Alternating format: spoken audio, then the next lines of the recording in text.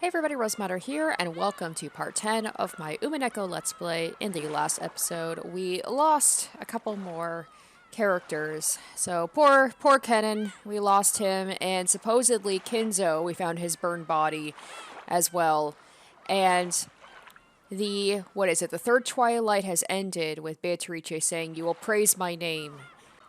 So it definitely is leaning more towards the potential for something that might not be quite human.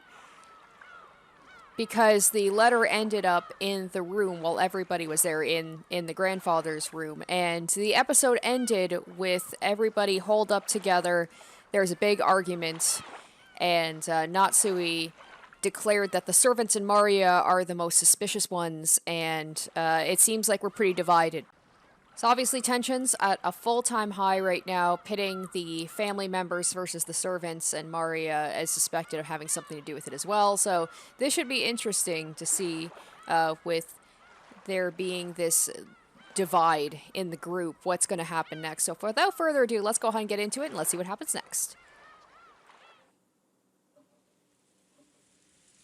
Aunt Natsuhi didn't tell them to leave with her own words, but with wordless pressure, she was inducing them to say that themselves. Okay, so I think I mentioned that a lot. I was like, oh, I wonder if they're going to get booted out of the room, and then things are going to happen with the group divided, and that seems to be the case. So if Dr. Nanjo hadn't said those words, this cold silence would surely have continued forever. 落ち着きなさい、夏日さん。だが気持ちはよくわかる。わしだって今朝からの異常な事件続きで頭がどうかなってしまいそうだ。だからわしらを疑いたい気持ちもよくわかる。もし本当に南條先生が無関係なら、私は無礼極まりないことをしているのだと思います。ですが、今だけは分かってください。分かった。わしらは部屋を出ましょう。どうですかな、源氏さん。客間に戻ってチェスの続きといきませんかな。それをお望みでしたらぜひ。私は嫌ですよ。だってこの中に狼がいると分かってて部屋から追い出されてしまうんですよ。嫌ですよ、奥様。どうかお許しください。What Kuwasawa-san was trying to say made total sense. If she was innocent, then she was being ejected into dangerous territory along with the culprit.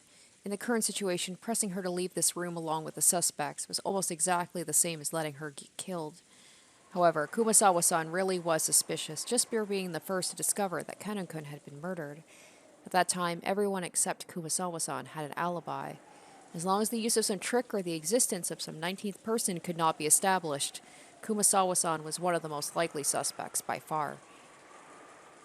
I didn't want to believe it. However, Aunt Natsuhi and the rest of us were in such a difficult situation that we couldn't help doubting any of them, Kumasawa-san included. So we didn't say anything to stop Aunt Natsuhi from trying to oppressively chase them from the room. We had stopped her from shooting, but when it came to exiling them from the room, we were passively agreeing, and then maybe Kumasawa was going to end up dead, and then they're all going to feel a lot of regret, being like, ah, shit. I have a feeling, I don't know why, I have a feeling Kumasawa is going to be next. Maria spoke to the still fretful Kumasawa-san. She's like, it's alright, you'll die, but you'll be revived. It's all gonna be okay. I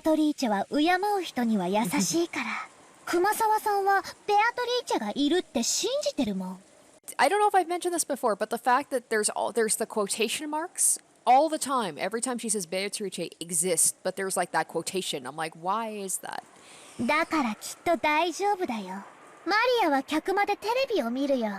This is the nicest Maria's been to someone in a while.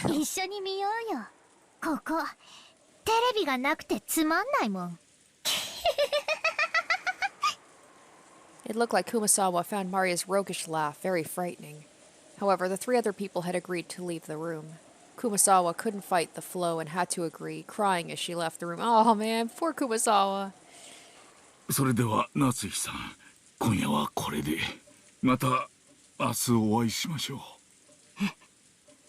今夜だけは分かってください。警察が来たら全員に今夜のこの無礼を必ず謝罪しますから。チェスもよろしいでしょうか。できたら安全なところに。現地頼頼みます。 Aw, Natsuhi's so like, she feels so bad. You can tell she feels bad. She wants them to be safe. She doesn't want to suspect them, but she has to. She said she's going to keep the kids safe. かしこまりました。 Except for, kicking one of the kids out. 仕方ありませんね。小連れの熊が一番恐ろしいと言いますから。源氏も熊沢も本当に申し訳ありません。また明日お会いしましょう。 And the whole thing about let's meet again tomorrow means that some of us are not going to be meeting them tomorrow. マリアちゃんも冷たいおばさんをどうか許して。マリアは許す。奥様、この部屋の鍵です。2本すべてをお預けします。 Genji-san pulled the 2 golden keys from his pocket and handed them to Aunt Natsuhi. それから私が持っているお屋敷内の鍵束もお預けいたします。 He took out a bundle of about 10 keys of various shapes and handed it over. To the servants, those keys were probably the proof of their position. Being placed in charge of those keys meant they were trusted, relied upon. Being forced to return them meant that they had lost that trust. Thinking about it that way, there could have been no greater humiliation for Genji-san, who had served here for all these years. However, his usual indifferent expression remained on his face. 源氏、私はお前をお父様がお亡くなりになったら長年の苦労をねぎらって退職を許すつもりでいました。なのにこのような仕打ちを私は心より恥じます。私は親方様より今日までの日々はそれに対するご恩返しの日々であっただけです。どうかお気に病まれませんよ。それでは参りますかな、皆さん。おやすみなさい。 There's a lot of deaths that still need to happen. There still needs to be a head and a stomach and a knee to be gouged. おやすみ。マトラもおやすみ。Let's see here.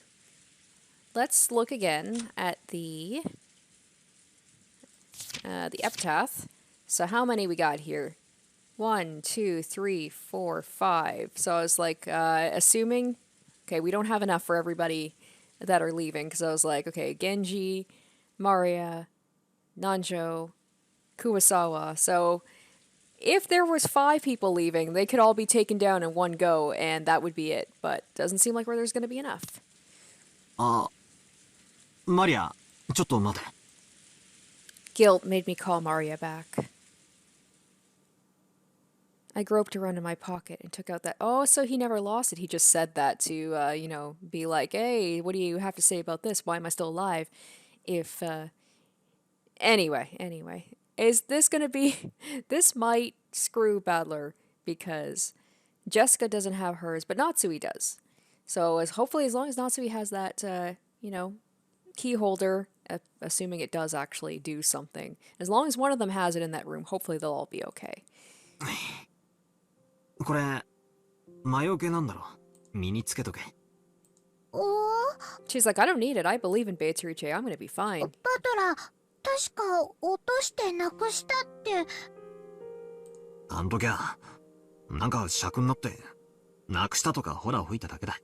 お前の大切なお守りをなくすわけねえだろ。Maria silently took the charm. I was unable to say anything after that. それでは皆様おやすみなさいませ。 Unable to respond, we watched them leave, our expressions completely tired out.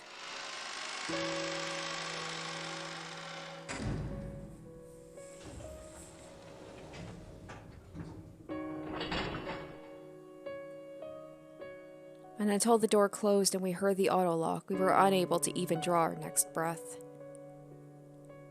Then, when I was finally allowed to take a breath, I noticed that Beatrice's letter, which I'd been gripping the whole time and which was soaked with my sweat, actually had 2 sheets. The paper had been tightly stuck together, so I'd mistakenly thought there was only one. And then, of course, they send off the person who knows about all of these magic circles. There was nothing written on the second sheet.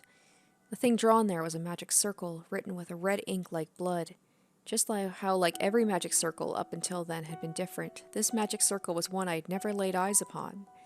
Inside the circle, a large triangle and a small triangle were fit together in a simple design. But just as before, there was writing in Hebrew, and it seemed clear it had some kind of meaning. I wanted to know what that could be, but we had just chased Maria, the only person who could understand the meaning of magic circles, out of the room. I thought of the magic circles as a second set of messages from Beatrice. What does this one mean? Damn it. We've chased out all the suspicious people. Now all we have to do is stay barricaded here until morning. And then will everything be over? Once the typhoon has passed, when the seagulls cry, will everything be resolved? But the letter that had unexpectedly appeared in the study had rejected that naivety?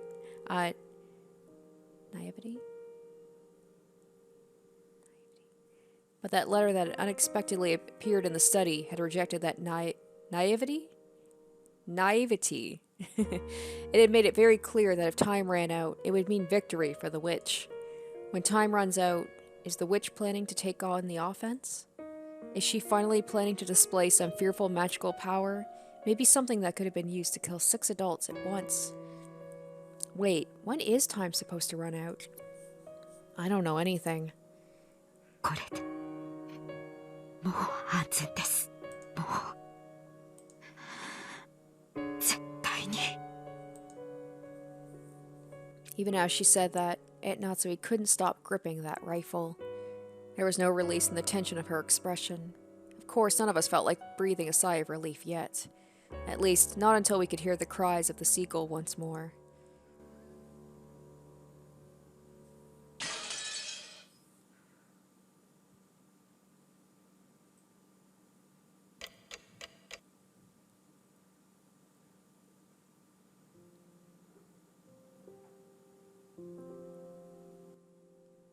Alright, this episode, or this part, is called The Golden Witch, so something's obviously gonna happen.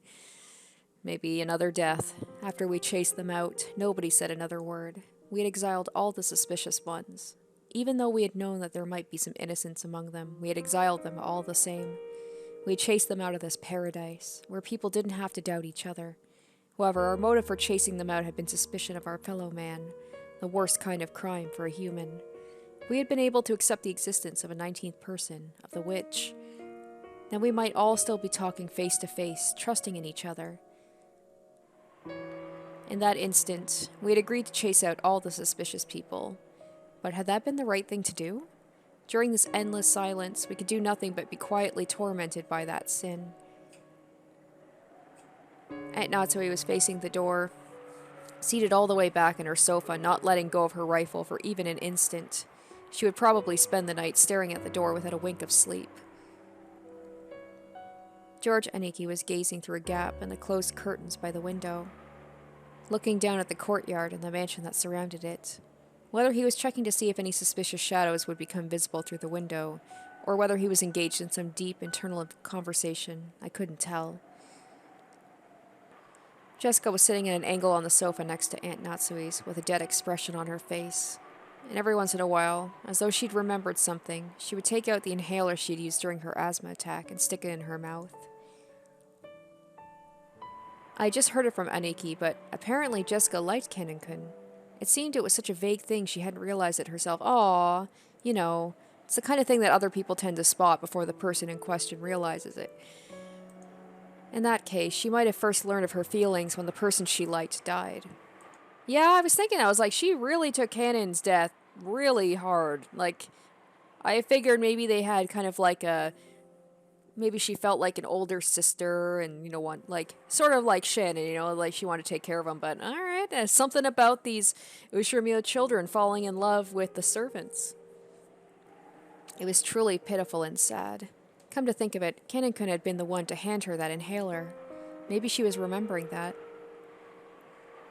As for me, I was fishing around Grandfather's study, thinking I'd researched the meaning of the magic circle on the second sheet of the letter. Even though we were shut up here in a defensive position, my rebellious nature made me want to keep up the offense, find some key to all of this. We had plenty of time until tomorrow morning anyway. No matter what I do at that time, no one can find fault with it. No one else showed that much interest in this magic circle. Its meaning was unknown, and once we understood it, we were sure to find some message that would cause us unnecessary anguish. I also agreed about this. However, I still couldn't let it go, so I killed time pretending to research it. 熱心だね。何か手がかりになるようなことは見つけられたかい？さっぱりさ。そもそも日本語で書かれた本を探すことからして骨だぜ。じいさまは一体何カ国語を読めたってんだ。大したもんだぜ。バトラ君は眠くないの？誰かが起きていてくれてるうちに休んだ方がいいよ。夏日おばさんは寝ず番をしてくれると言ってるけど、体が持つわけない。ローテーションで休んだ方がいいよ。Oh yeah, take turns sleeping. For someone in this room to kill someone while we're, while we're asleep and not able to fight back. I can't help but suspect everybody. じゃあ兄貴が先に As 休 much む as I like the characters, I can't help but suspect them to some degree. 俺は眠気が来るまでちょいと調べ物をしてるさ。さっきの魔法陣？まあな、どうせ時間は腐るほどあるさ。レアトリーチェ様がどういうメッセージを込めやがったのか面白そうだと思ってよ。よせよ。そういうのやってると妙なのに取りつかれちまうぜ。安心しろよ。俺はマリアにお墨付きをもらってるぜ。俺には霊的才能は活気しなんだとよ。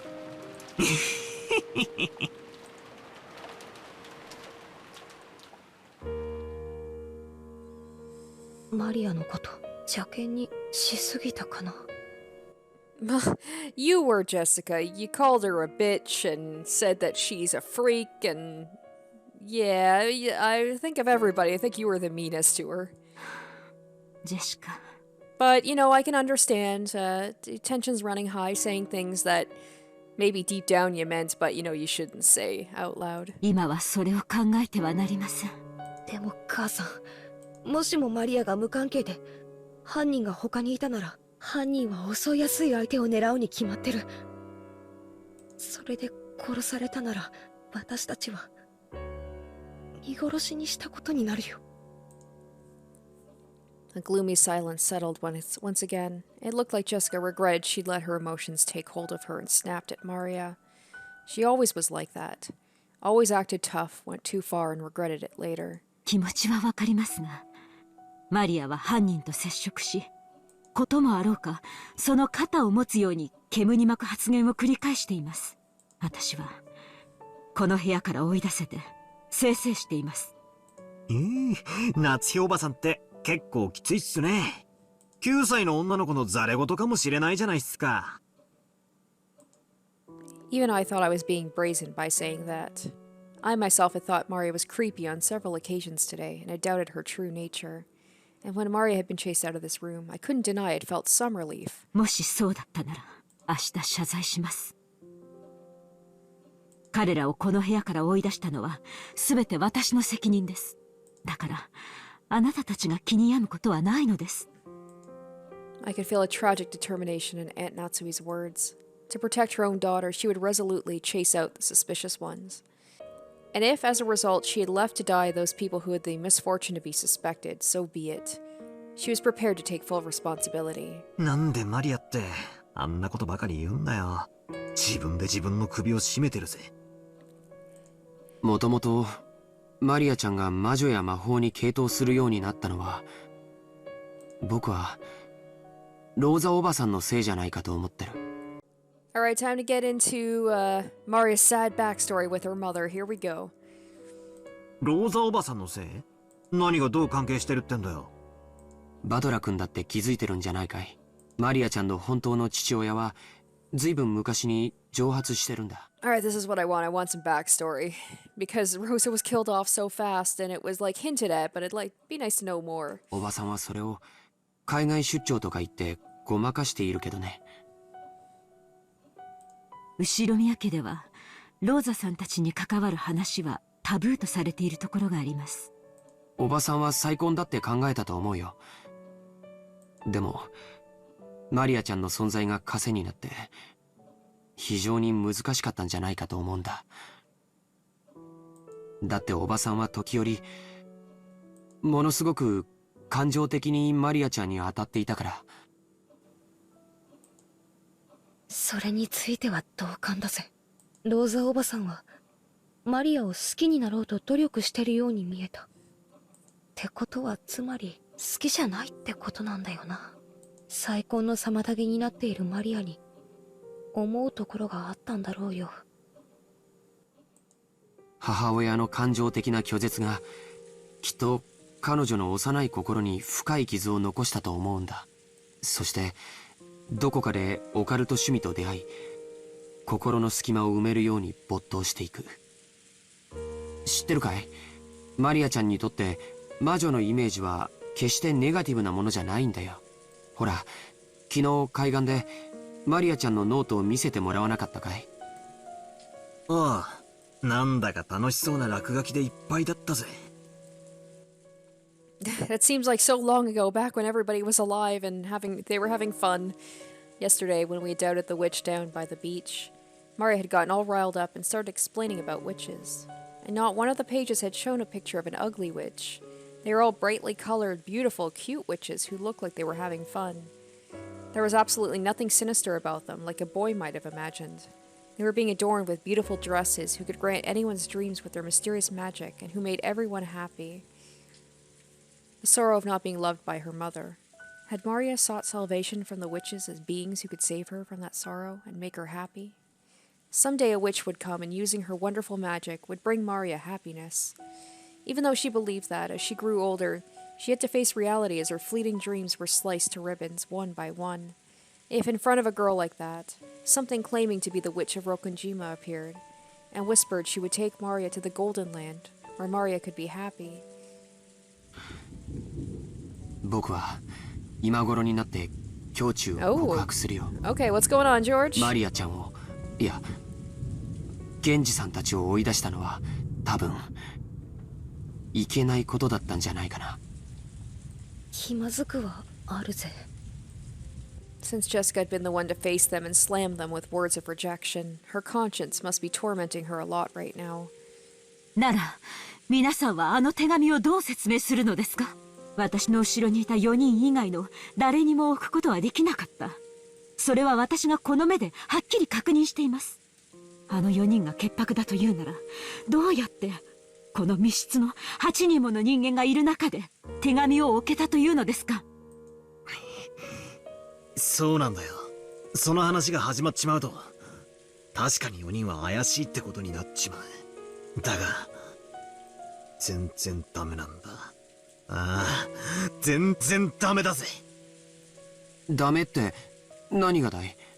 ああ、もう今さら何の役にも立たないかもしれねえが。You know, every time he says また it's... チェス盤をひっくり返させてくれ。That's like his saying, I guess, when he says, like, it's no goddamn good at all. That's when he's like, time to flip the chessboard. We know that's coming. つまり、あの4人が本当に犯人だってんならよ、おかしいんだよ。そうだぜ。あんなテーブルの上に堂々と置いたら、この中に犯人がいますよと告白するようなもんじゃねえか。そうだよ。おかしい。やるなら、例えば扉の隙間に置いて廊下側から差し込まれたように見せかけるとか。そうだよ。部屋の外に犯人がいるように見せかけなきゃ自分が疑われてしまうことが分かってたはず。ああ、そういうことなんだ。あの4人の中に犯人がいたとして、テーブルのど真ん中に手紙をポンと置くことはリスクばかりで何の意味もないんだ。だがどうやってそこに手紙を置いたかのトリックは置いといて、あの4人以外の誰か、すなわちこの部屋の外に犯人がいたと仮定したとき、あの手紙には大きな意味が生まれる。よしなさい、バトラ君。今さら些細な問題です。I had Natsuhi quickly guess what I was getting at. No, maybe she had thought of it long before I had, and had simply held her tongue. Maybe Natsuhi is the one behind it all, and that's why she's putting the suspicion, because she's like, you know, was she one of the ones that was also, like, not looking at the... I'm just like, why? Yeah, I don't want to suspect any of them. But Natsui's really pushing the whole thing like, no, no, no, it's insignificant, don't be thinking about it too much. And then casting suspicion on certain people and booting them out. And I understand why she would. You know, she's coming from a completely rational point of view. But, this game is really making me second guess myself, triple guess myself, quadruple guess myself. You know, maybe she had thought of it long before I had, and it simply held her tongue. この部屋の外に犯人がいて、俺たちが外からは手出しをできない密室に立てこもっちまったらお手上げだ。ああ、そうだよ。And then they did this intentionally to make us suspect each other so that some people would be kicked out so that they could kill them and fulfill the ritual. この部屋からじい様がいなくなったって話の時、俺が披露した説じゃねえか。じい様が自分から出ていくという説。自分から出ていくような何かの細工を犯人がして、まんまと外へおびき出していたのだとしたら。Come to think of it, even Mari had said it when we found the scorpion magic circle on the doorknob to the study. Beatrice couldn't get through this door, but she might be able to induce someone to leave of their own accord. だとすると、私たちは犯人の罠に見事はまって、新しい生贄候補を送り出しちまったことになるぜ。源氏たちもバカではありません。身を守ろうと思うなら、この部屋の次に安全な場所をすぐに思いつくでしょう。そこできっと身を潜めています。Aunt Natsuhi hadn't answered the question. She herself realized that the culprit wasn't in that group. That letter could easily have been a trap. However, it wasn't worth the risk of calling back the people she'd once thrown out. To Aunt Natsuhi right now, her greatest and only duty was to protect the children. And to that end, she was thinking a few sacrifices may be an unfortunate necessity. なあ、夏日おばさん、きついこと聞くぜ。Oh, is he gonna suspect her? もしあの時、たまたまジェシカもおばさんの後ろにいたなら、おばさんはこの部屋からジェシカも追い出してたかい？ Ooh, he throwing it back at her? Oh. 確かに残酷なところはあったかもしれない。でも、夏日おばさんは母として娘を守りきろうと思った。その責務から自分がやがては糾弾されることを覚悟で彼らを追放したんだ。俺は別にそれを責めてえわけじゃねえ。ただジェシカはいいおふくろを持ったなってそう思ったのさ。そうだね。夏日おばさんは朝からずっと続いているこんな事件の中でも冷静さを失わず、ずっとみんなを牽引してきてくれた。Yeah, it's nice Natsuhi's finally getting the respect she deserves from the family. It only took half of everybody dying for people to realize that she's pretty capable. もしおばさんまで混乱していたら、僕たちは今頃全員犯人の手にかかっていたかもしれない。だから僕たちはおばさんに感謝しなくちゃいけないと思う。ありがとう。バトラたちの言いたいことは、つまりこういうことだろう。マリアの母でもあってほしいって。私、マリアのことを実の妹みたいだとずっと思って可愛がってきた。なのにいろんなことがあってちょっと混乱しちゃって、ひどいことをたくさん言って傷つけてしまった。Oh no, is Jessica gonna run out of the room and get killed because she's gonna go try and get Maria? 母さん、お願い。マリアも、みんなも一緒にいようよ。私たちの中に犯人なんていなかったんだよ。この事件の犯人は魔女のベアトリーチェでいいじゃないか。だからもう。Aunt Natsuhi closed her eyes for a short while. It's too bad they don't have maybe like an intercom system so they could just call them back up instead of like probably having to go down and chase them and they're all going to be out in the open. Was she coping with her throbbing headache again? Or was she thinking of something? ジェシカは主人と結婚してから12年もかけてようやく授かった大切な娘です。私はジェシカを守るためならどのような鬼にでもなります。 That was some pretty strong language at the end there. She realized very well that these were her only words, but even so, she was strongly resolved to protect her daughter, even if she had to become a demon. But that was because she was tormented by guilt. Today had been so long. So many things had happened in one day, and we had been put under such pressure. I wonder if we have the right to greet tomorrow the way we are now. There it is. Oh. 見つけた。この魔法陣だ。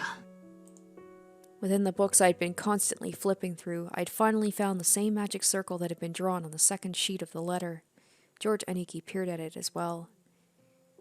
This magic circle's name was the Third Magic Circle of Mars. The Hebrew written on it was from the Old Testament's Book of Psalms, Psalm 77, verse 13. What God is so great as our God? The meaning of the magic circle was discord. It agitates internal divisions. Oh shit, that's exactly what happened. It agitates internal divisions and causes the enemy to bring about their own downfall. おいおい。 Now, if only you had had Maria read that, I mean, whether people would believe it or not, but would that have changed things? マジかよ。 Could there be a more fitting way to describe our current situation and mental state? We couldn't help but be stunned into silence. じゃあこの手紙は罠だってのかよ。どうやってここに置いたんだよ。この部屋には私たち8人以外には誰もいなかったんだぜ。とにかくどうやってここに置いたのか、その方法は捨ておくぜ。とにかく犯人の狙いはたった一つ。この鉄壁の書斎に疑心暗鬼を引き起こして生贄の羊を俺たちの手で外へ放り出させることだったんだ。だとしたら狙いは外へ出された人たちだ。母さん、どうしよう。あの4人が危ない。 It wasn't surprising that Aunt Natsuhi remained unpleasantly silent. Even if this was all a trap by the culprit, even if the 4 who had been chased out of the room were in danger, it had nothing to do with the safety of the 4 people in here. And there was no way to prove the innocence of the 4 people we had kicked out. If we're willing to let them die, then we shouldn't leave this room no matter what. That way is safest. Just then, all of a sudden, the piercing sound of a phone rang through the room. It was the antique extension phone that was set on Grandfather's study desk. It had started ringing right as we began this conversation. Oh, isn't the phone cut off, or is this phone separate?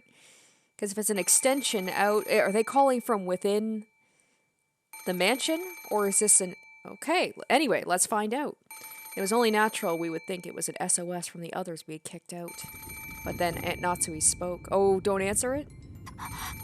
Oh, yeah. Because the phone lines were cut, right? Yes. そんなことは関係ねえさ。もしマリアたちが助けを求める電話だったら。そもそも電話の普通が犯人の工作によるものならば、この電話はおそらく。 With that one sentence, the ring of the phone, which had sounded like a scream for help, started to sound like a ghastly summons from some unknown person. Aunt Natsuhi hesitated over whether to pick up the receiver. トロおばさん、何かの理由で電話が回復したのかも。マリアちゃんたちからの緊急の電話の可能性もある。そうだぜ。それに万一犯人からの電話だったら上等さ。話を聞いてやろうじゃねえか。それにどうせ電話だ。受話器越しに何をほざいたって痛くも痒くもないぜ。おばさんが取らないなら俺が取るぜ。私が取ります。もしもし。 I stretched out my hand to take the receiver, but Aunt Natsuhi picked it up first, as if to say she had it under control. We all held our breath, trying to figure out who the person on the other end of the phone was. But for a while, Aunt Natsuhi just kept saying hello. A silent phone call? There's no way Maria and the others would do something so creepy. Maria might. Which means this phone call. Might it possibly? Really? Natsuhi stopped repeating hello and strained her ears, because she thought she heard something far away on the other end of the receiver. What was it? Uh-oh, uh-oh, uh-oh. Oh? 歌って何ですか、おばさん。わかりません。電話の向こうでかすかに誰かが歌っているのが聞こえます。 That's creepy as fuck. 何のことやら。ちょっと受話器を借りますぜ。もしもし。I half forced the receiver from the stunned Aunt Natsuhi's hand and pressed it against my ear. At first, I didn't hear anything, but because I'd been told about it beforehand, I noticed. Not in a quiet voice, but rather far away from the receiver. Oh, girl. I was gonna say, the only thing creepier than singing is a little kid singing. I could hear a girl singing a song. The voice sort of sounded like Maria's, but that just made the situation even more inexplicable. At the very least, the one who had made the phone call hadn't been Maria. After all, Maria was singing some song far away from the receiver. In that case, the one who had made the phone call should have been Genji-san, Kumasawa-san, or Dr. Nacho. I'm imagining them running downstairs and just finding Maria in the parlor surrounded by dead bodies and just singing a song. And yet, they weren't saying anything. Why? For what reason? Who was the person who made this phone call? おい、もしもし、誰だ、返事をしろ。歌ってるのはマリアなのか。返事をしてくれ。何が起こってんだよ。どういうことだ。わからねえ。一つ言えることは、多分これは罠で、そしてマリアが危険だってことだけだ。Aunt Natsuhi took the receiver again, but after calling into it several more times, she realized she wasn't getting anywhere and hung up. She then dialed quickly and clucked her tongue. Oh, right. If the phones are back, we should be able to reach the police. But judging by her reaction, the outside line still wouldn't connect. Yeah, well, I do have a feeling that's exactly what's going to happen is they're going to be pulled into a trap, or they're going to find a bunch of some dead bodies down there and Maria's fine. Oh, I'm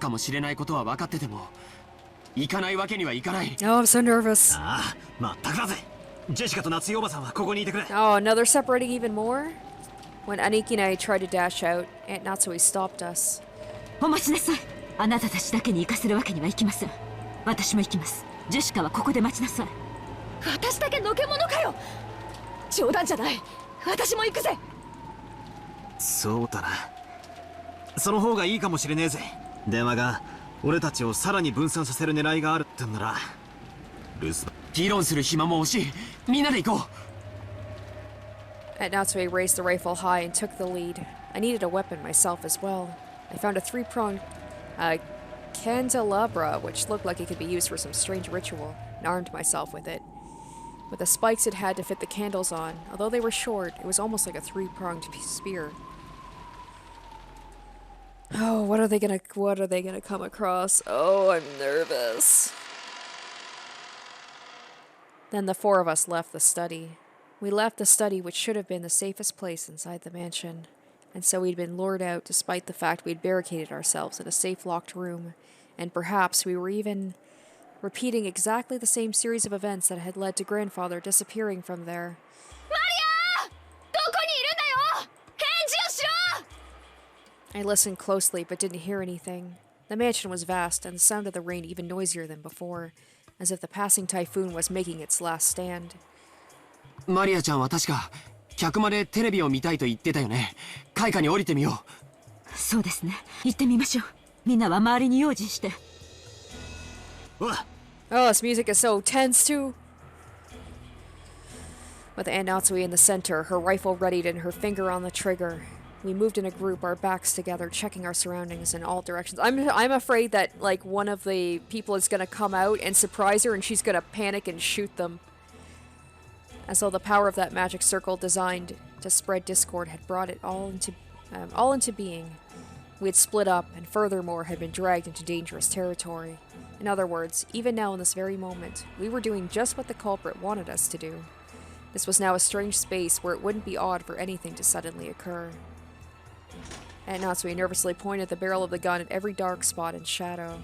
It felt like that motion was out of fear rather than caution. But the rifle she held in her hand would surely also be our trump card that the killer was afraid of. Assuming the killer is human. ずっと思ってたんだ。カノン君のように胸にあのアイスピックを突き刺すことは不可能ではないと思う。でも母さんたちのように頭蓋骨を打ち抜いて眉間に突き立てるなんて簡単なことじゃないと思うんだ。犯人はそれだけバカ力ってことか。多分あのアイスピックを飛ばす、あるいは打ち込む射出機のような武器があるんだよ。人力だけであれだけ深々と刺突するにはあの絵は短すぎる。いずれにせよ頭蓋骨を打ち抜くほどに強力です。カノンの傷も肺にまで届いていたそうです。もし相手の姿を見ても決して前に出ないように、私の後ろから出てはいけませんよ。Just how sinister and frightening was this weapon that could shoot those creepy ice picks? And could I do anything to combat it with just this candlestick in my hand? In the first murder, the culprit had probably assaulted 4 of our parents at once as they discussed the inheritance problem in the dining hall. And we also had 4 people. Apparently I wasn't the only person thinking this. George and Iki, Jessica, and of course Aunt Natsuhi were stretching their senses to the utmost limit in the highest and worst state of tension, slowly advancing one step, then another. Oh, what sinful people we are. A world as terrifying as this, and we pushed Maria and the rest right into the middle of it just because the seeds of doubt spread by that single letter. We finally reached the first floor. The parlor was just across the hall. Oh god, that's definitely Maria. When we listened carefully, we could hear it faintly. Maria's eerie singing voice. She wasn't singing naturally, as though she was in a good mood. She was singing mechanically, as if she was in music class in school and had been ordered to sing. The song she was singing was just a common folk song, one that everyone had probably sung in school at one time or another. But why that, in the middle of the night, alone with all her heart, over and over? Why? When we just left the study, we'd called out in loud voices, asking Maria where she was. But this time, no one said even a single word. We hid our breath in the sound of our footsteps, heightened all our senses, and examined everywhere around us to a neurotic degree as we advanced each step. The door to the parlor was closed, but we could hear Maria's singing voice through it. Aunt Natsuhi put her hand on the handle of the doorknob. George and Iki stopped her. 扉は僕が開ける。夏日おばさんとバトラ君は武器を構えてて。わかりました。気をつけて。開けると同時に攻撃してくるかもしれないぜ。ジョージ兄さん、注意して。うん。じゃあ。Oh, what is on the other side of this door?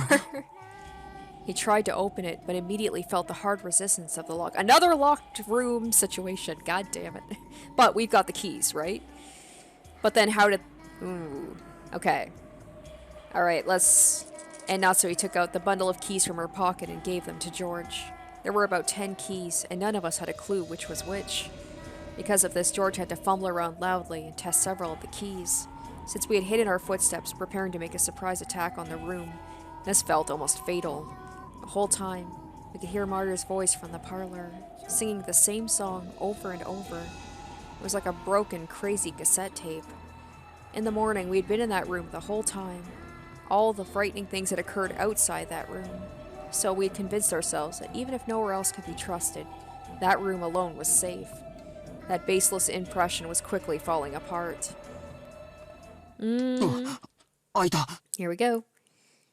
ありがとう。ジョージ君とジェシカは後ろに下がって。おばさん、一気に飛び込んで左右に分かれよう。扉を開けてボサッとしてたら例のアイスピックがど真ん中に飛んでくるかもしれねえぜ。承知しています。いいですか？やっぱ嫌だって言いてえな。I readied myself. If they're going to throw ice picks at me, we'll see how they like my candlestick. 行きます。Aunt Natsuhi and I rammed into the door as we flew into the parlor, quickly splitting up left and right and searching the parlor for someone who might be waiting for us. Oh, but what our eyes light upon was an altogether outlandish scene. Shit! I was right? The parlor was stained with blood. This place where we had spent almost the entire day, where we had pressed in together to protect ourselves from some unknown malice, had become stained with fresh blood, had become an ocean of blood. On the floor lay... Oh my god! I was right! Well, I mean, if they're not going to suspect Maria before, they sure are now. On the floor lay Genji-san, Kumasawa-san, and Dr. Nanjo, their entire bodies stained bright red with blood. And we heard the drops, so let's go ahead and check out the characters. Oh my goodness, oh my goodness, alright. Kumasawa, found in the parlor with a weapon resembling an ice pick, having been rammed into her calf, her face smashed. On the 8th twilight, gouge the leg and kill. Alright, man, I thought Genji, I thought he was going to be one of the ones to last to the end. Found in the parlor with a weapon resembling an ice pick, having been rammed into his stomach and his face smashed. On the 6th twilight, gouge the stomach and kill. Nanjo, found in the parlor with a weapon resembling an ice pick, having been rammed into his thigh and his face smashed. On the 7th twilight, gouge the knee and kill. So that's the 3 of them, right? Nanjo, Genji, Kumasawa. So Maria is fine. And there's a whole thing about the face smashing as well. Is it to hide their identities? Or is there a reason for that other than that? Anyway, wow. But the only way we could identify them was by their clothes. That was because, oh, that's right, this is how the whole tragedy started. So the only person who pretty much didn't get disfigured was Ava, Hideyoshi, and Kennen. Their faces were all mashed up like Dad and the others in the storehouse, and you couldn't even tell where the eyes and noses were. It was like someone had vulgarly gobbled apart a tomato pot stew wrapped in a pie crust, all globby and sloppy. Ooh, what a description! And that wasn't all. Their bodies had other wounds. They were those demon ice picks. They were in Genji-san's stomach, Dr. Nanjo's thigh. No, his knee? Yeah, it would be his knee. In the epitaph, the 6th twilight was the stomach. And on the 7th twilight, it said to gouge the knee. So after seeing one of them stuck near Kumasawa Bachan's calf, I couldn't help masochistically laughing. Yeah, of course it would be. So we only have 1 to go, right? There's, not the characters. What am I doing here? You think I'd have the epitaph memorized by now. Oh, I'm such a dummy. I was counting when I said, like, oh, they need 5 people. No, because they've already done the chest. That was canon. So, oh my gosh, I should have realized they only needed 1, 2, 3. So that's it. The witch revives and none shall be left alive. So all of the deaths are done now. And Maria, maybe her singing, maybe that's her summoning the witch. So this chapter should be wrapping up soon by that logic, right? On the 6th twilight, gouge the stomach and kill. On the 7th twilight, gouge the knee and kill. On the 8th twilight, gouge the leg and kill. Now even the 8th twilight is over. And the next one, the 9th twilight. What was that again? Maria was there. Oh, creepy, creepy, creepy. That's so creepy. She's just facing the wall. Ugh.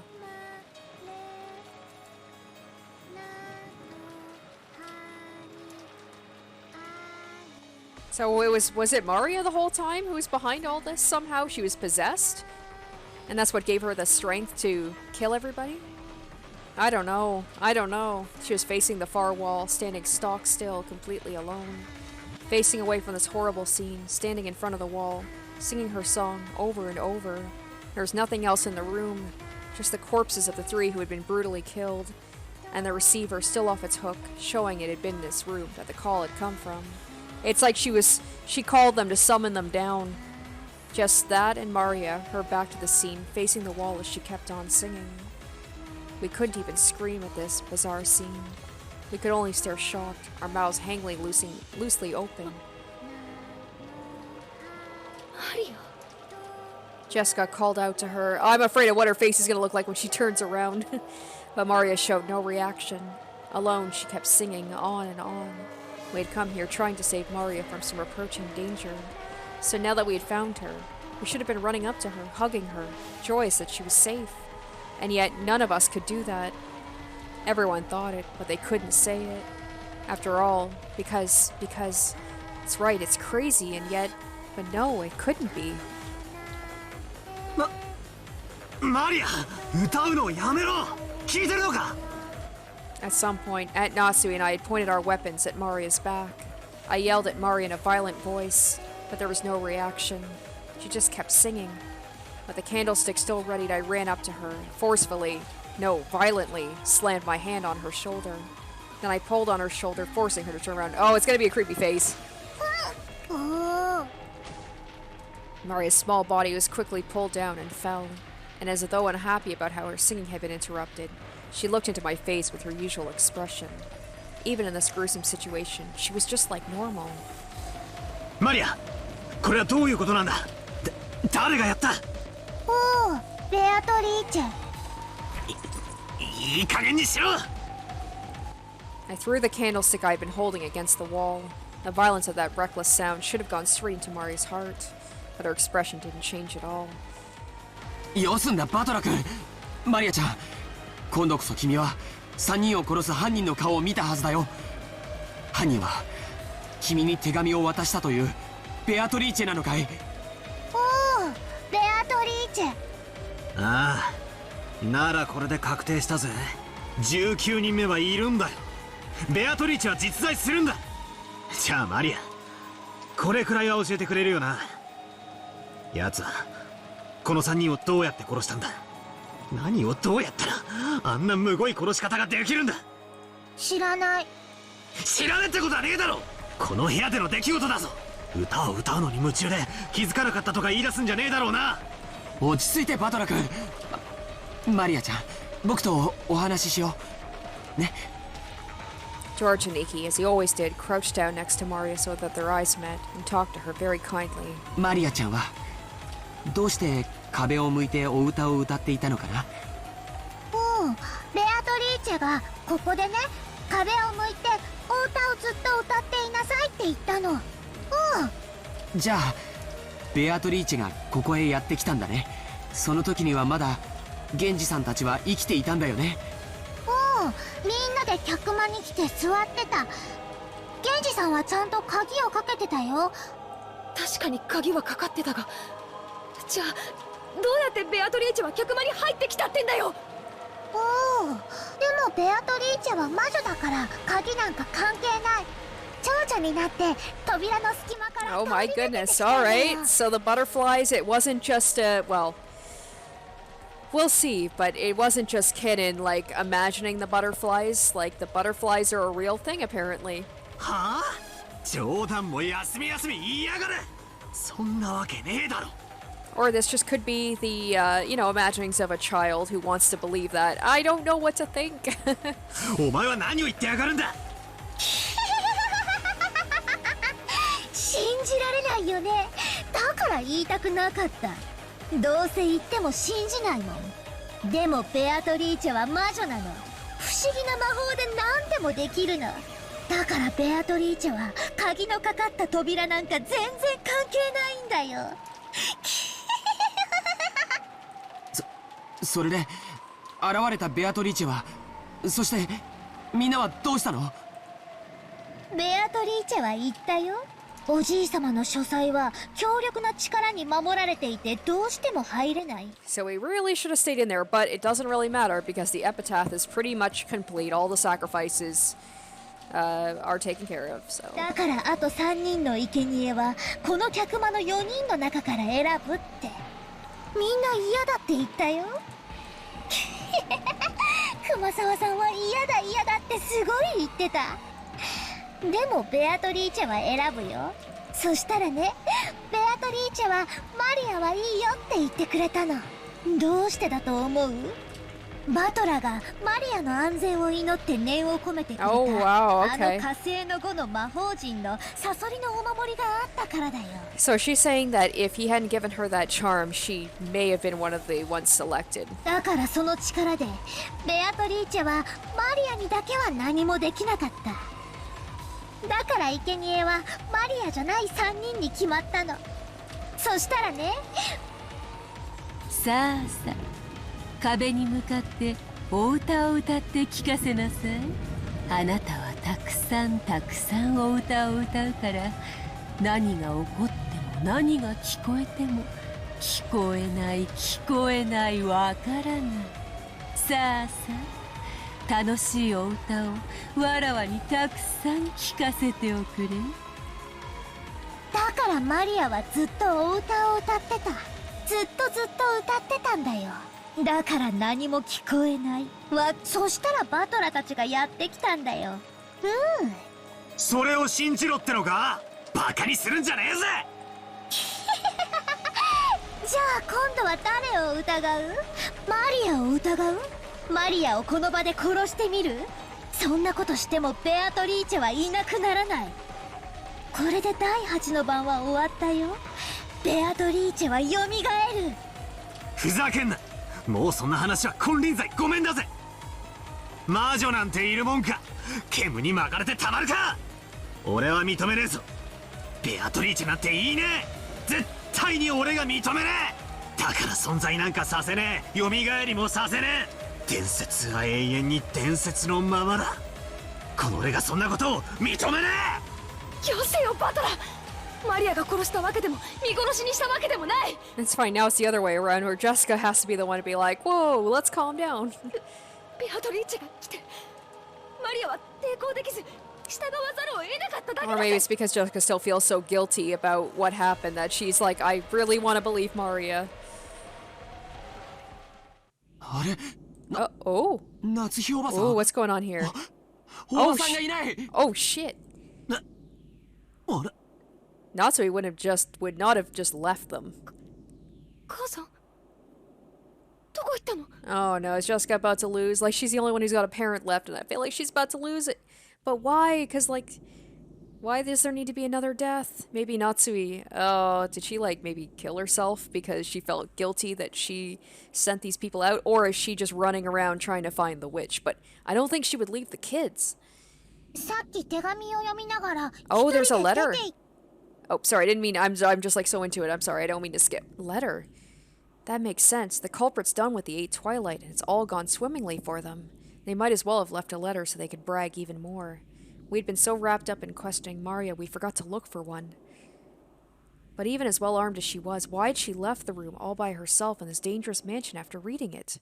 Jessica tried to chase after her and tugged at the handle to the door, but it resisted strangely. It wouldn't open. 母さん、お母さん、何これ、開けて、開けて。 It was only natural. Natsuhi had picked up the candlestick which Badler had thrown at the wall, and which had fallen to the floor. She had then skillfully wedged it between the doorknobs on the double doors like a bolt, holding them closed. Maybe the letter said something like, maybe she's keeping them in here because it's the only safe place. I don't know. That's the only thing I could think of why she would keep them locked in here. The intricate design of the candlestick meant it jammed well and formed a truly sturdy seal on the door. The tragic scream of a daughter for her mother. Did it reach Natsuhi's ears or not? Ugh, what a horrible room to have to be stuck in, just covered in bodies and blood.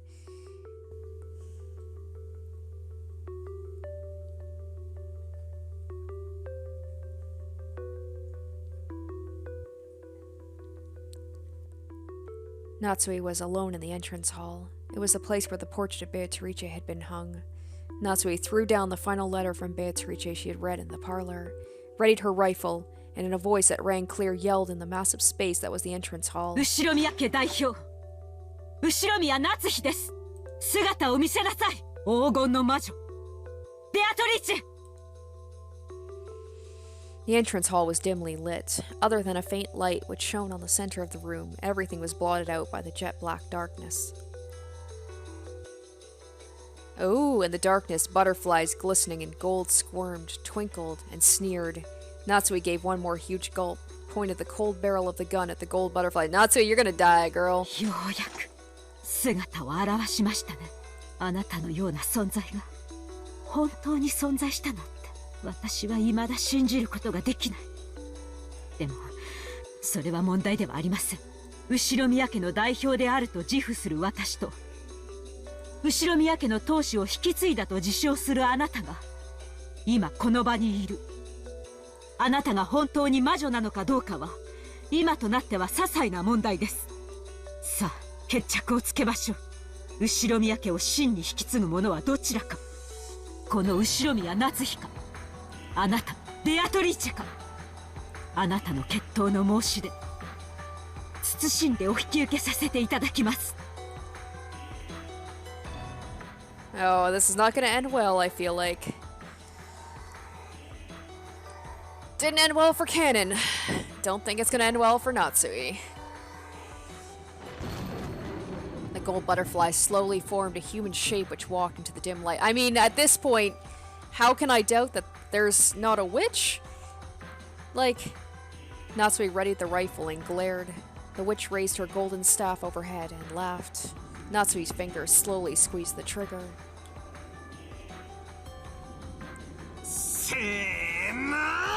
Oh man, are they gonna, like, open the door just in time to see Natsuhi die? Oh, this is gonna be brutal.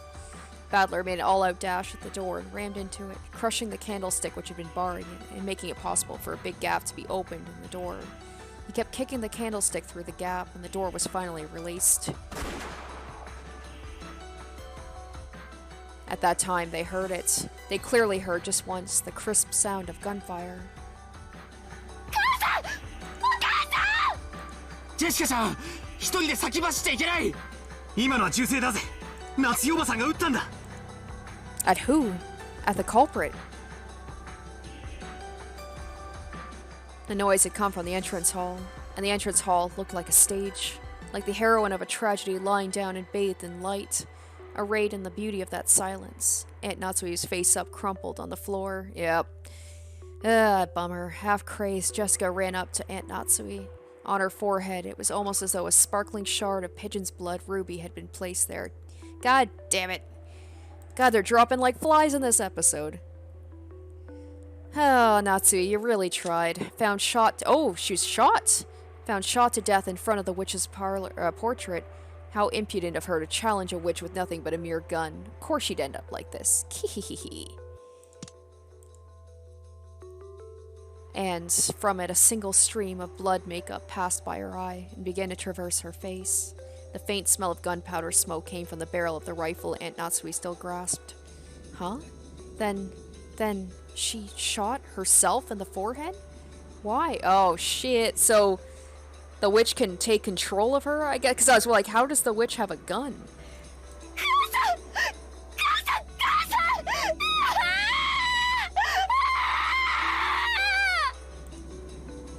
What? どうしておばさんは一人で抜け出してどうして自分の額を撃ち抜いているんだよ。マリアちゃん、夏日おばさんは手紙を読んでから部屋を出たんだよね。手紙がない。くそ、おばさんは何を読んでどうしてここに誘い出されたんだ。知らねえぜ、知らねえぜ。そんなことはどうでもいいぜ。なんなんだよ。どうして自殺なんだよ。なんで私を置いてくんだよ。Jessica clung to her mother's corpse, crying earnestly.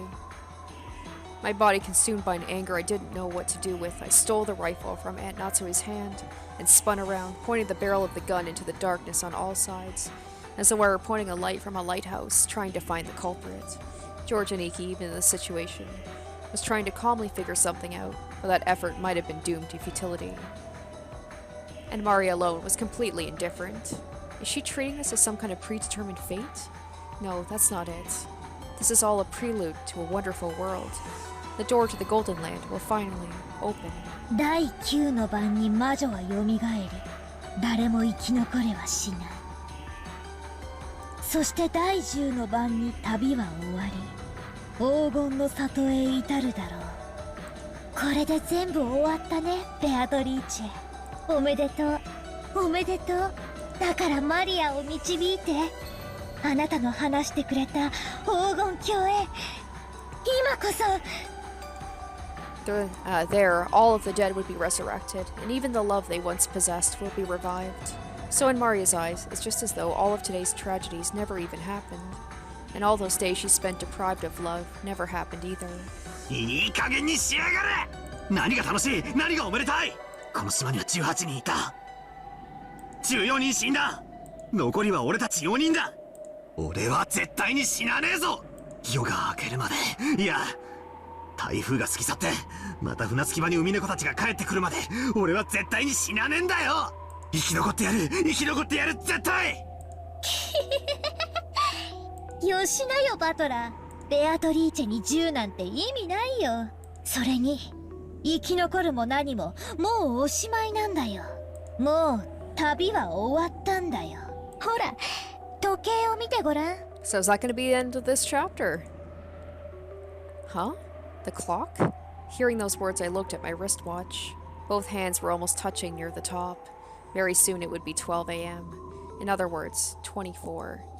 When you think about it, isn't 24 a strange time? It could be called 24, it could also be called 0.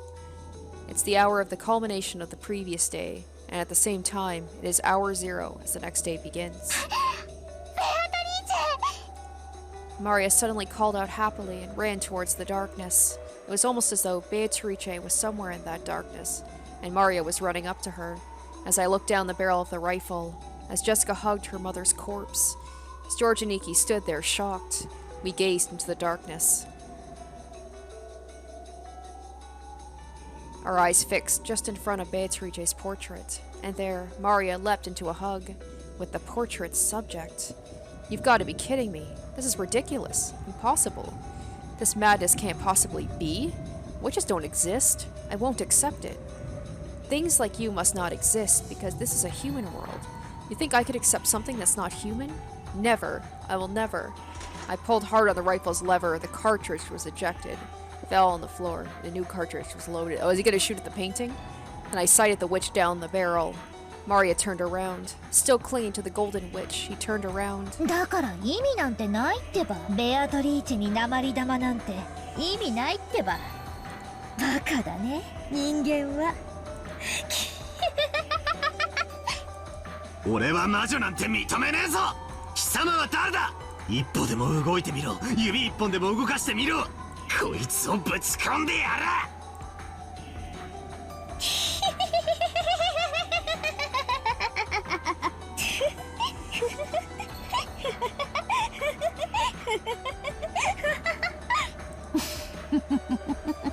No.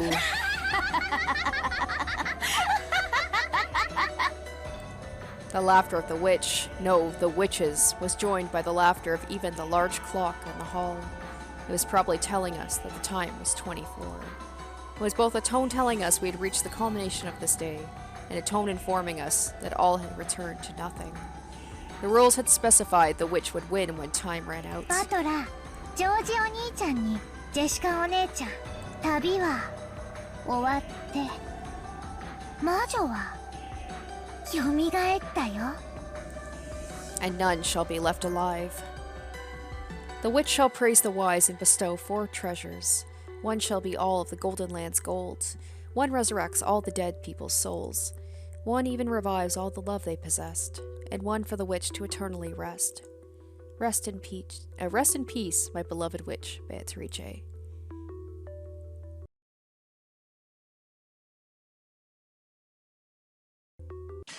Oh my god, is that it? Are we done? It sounds like we're done. Do we actually get to see Beatrice? Or is it going to be left to the imagination? And then it's gonna, like, the police are gonna show up a couple days later and just find a bunch of dead bodies.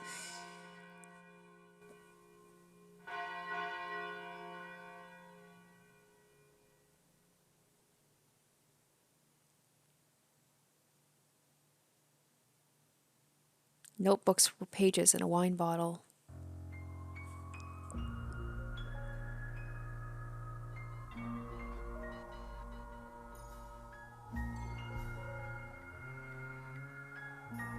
Oh, okay. The storm passed, and the leaden clouds that had enshrouded the island for so long began to clear away. Sunbeams shone from the rifts between the clouds. Yesterday's storm seemed like a lie. Just as someone had wished, the seagulls returned to the harbor once again and let their lively cries be heard. Afterwards, the police arrived and conducted an investigation of the scene. The corpses of the children who were believed to have survived until the very end were never found. However, from the body parts that were discovered and the unimaginable gruesome nature of the scene, the police were forced to conclude the chances of survival for any of the 18, including the children, were hopelessly dim. Just how gruesome was the banquet of the witch, and how beautiful was the Golden Land. Those tales are for them alone to tell amongst themselves.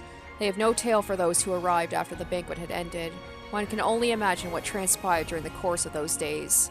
However, the witch was fickle. She made a point of leaving behind this tale, which had no need to be told, and permitted it to spread. A few years later, a strange wine bottle drifting on the waves on the quayside of a neighboring island was recovered by a fisherman. Stuffed inside were tightly rolled notebook pages, crammed full to the edges with minuscule writing. Oh my gosh, I can't keep up! Oh, you guys can read this. Alright, the Rokunjima mass murders are the 18 killings of Rokunjima. Witch legend, serial murder case, lovers of the occult. I'm sorry, it's going too fast!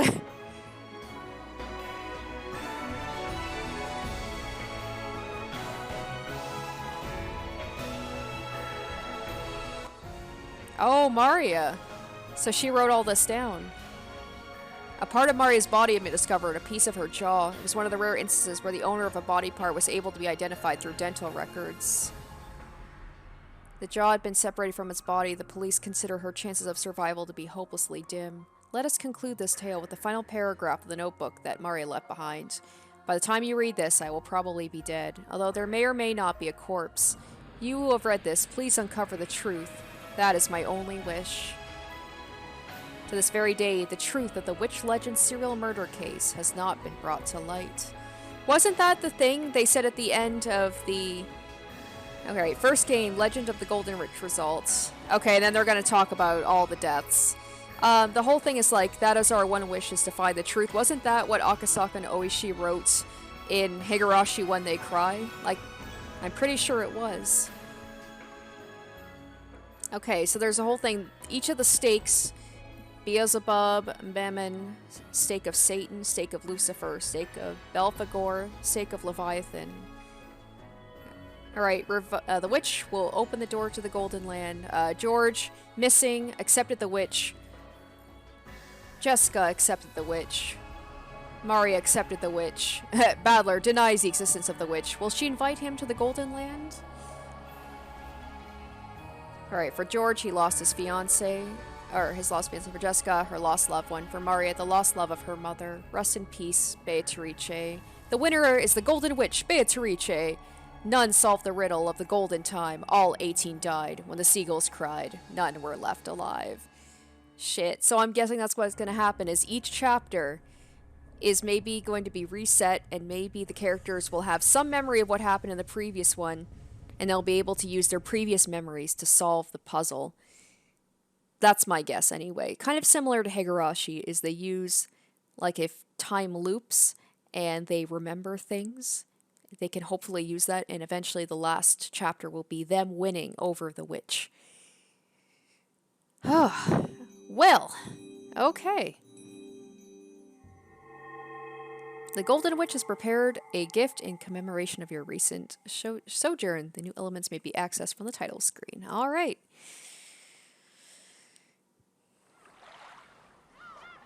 Damn. Let's go ahead and check it out.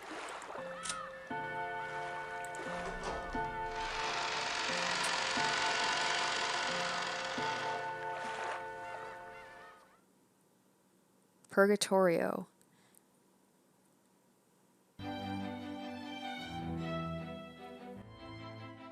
Is this going to be Beatrice talking to us about what happened? Oh, alright. Alright, so it's exactly like Higurashi. お疲れさん。やれやれ。わけがわかんないうちに物語が終わっちまったな。Same. つまりなんだ？あれは結局犯人は暴けず時間切れのバッドエンドでしたってことなのか？おお、きっとバッドエンド。おお。そうだね。1日目の夜にマリアちゃんが読んだベアトリーチェの手紙に碑文の謎を解いてみろとちゃんと予告してたもんね。僕たちは自衛や犯人を探るのに忙しくて全然その謎に挑まなかったし。そうですね。Oh, we're gonna see some characters we haven't seen in a while. ちゃんと碑文の謎に挑んでいたら違う結末もあったのでしょうか。それはどうかな。シャノンちゃんもお疲れ。お茶の給仕なんてしなくていいぜ。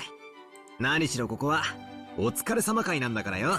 ひでえ目にあった者同士仲良く傷の舐め合いをしようぜ。ベロベロベロ。I guess it's kind of good to see Balor like this again, and you know, be his old self before everything went to shit. ひでえ目って言ったらシャノンがぶっちぎりだったぜ。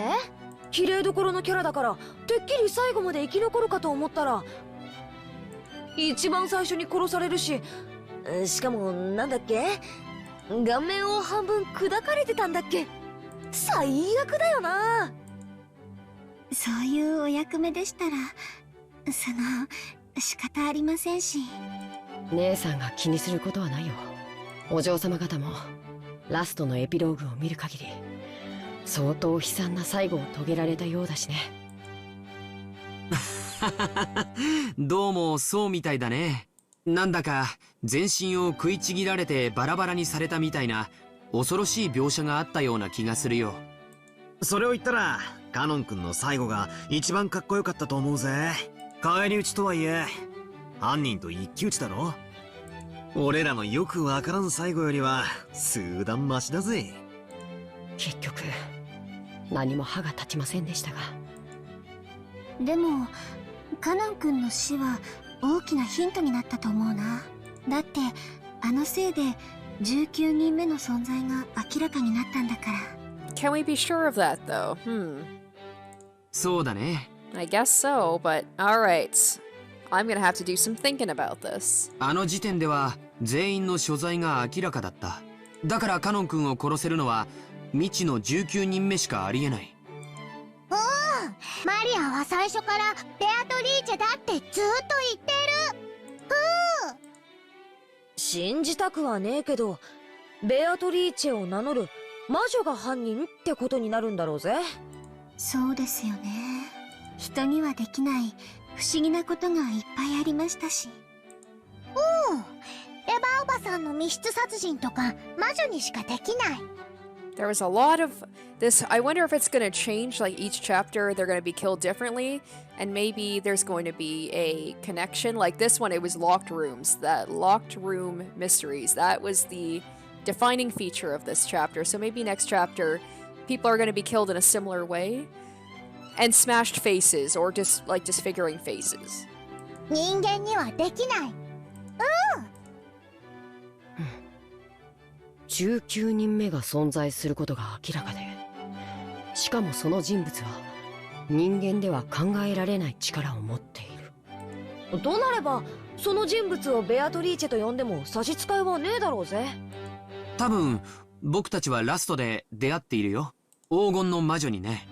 だからマリアはベアトリーチェがいるってずっと言ってる。みんなずっと信じなかったからダメだった。信じないと奇跡は起きないって友達の魔女も言ってる。そうですね。ベアトリーチェ様は敬う者に寛大だそうですし。マリア様は恐ろしい事件が次々と起こっていっても最後までベアトリーチェ様の脅威からは外されていたように思います。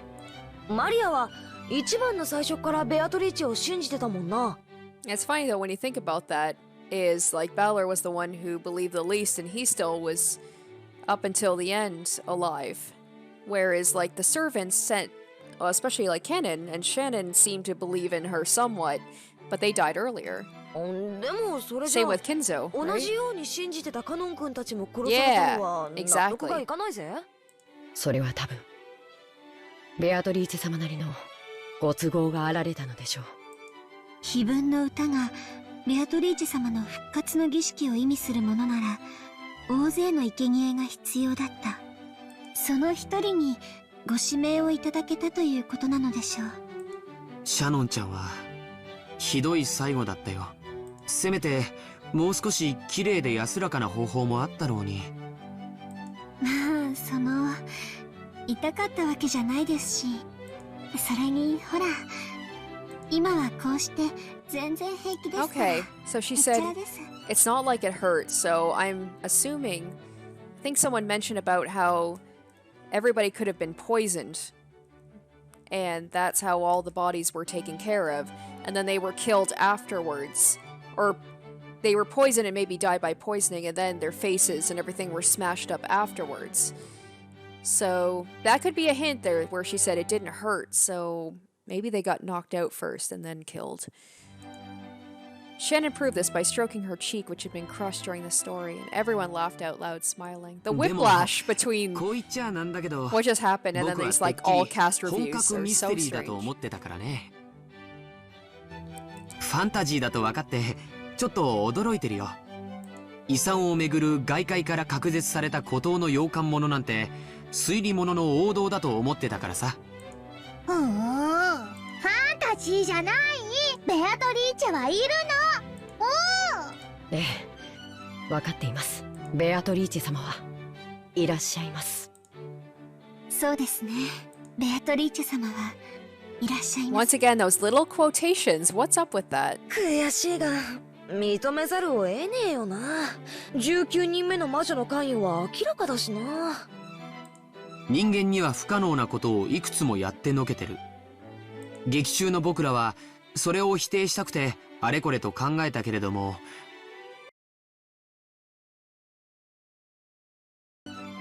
どれもいずれも全て人間には不可能な犯罪だった。魔法の力を使いこなす魔女のベアトリーチェにしか成し得ない犯行だよ。犯人は魔女だった。その一点において何の曇りもねえぜ。ベアトリーチェ様万歳ってわけだ。みんな信じた。マリアは嬉しい。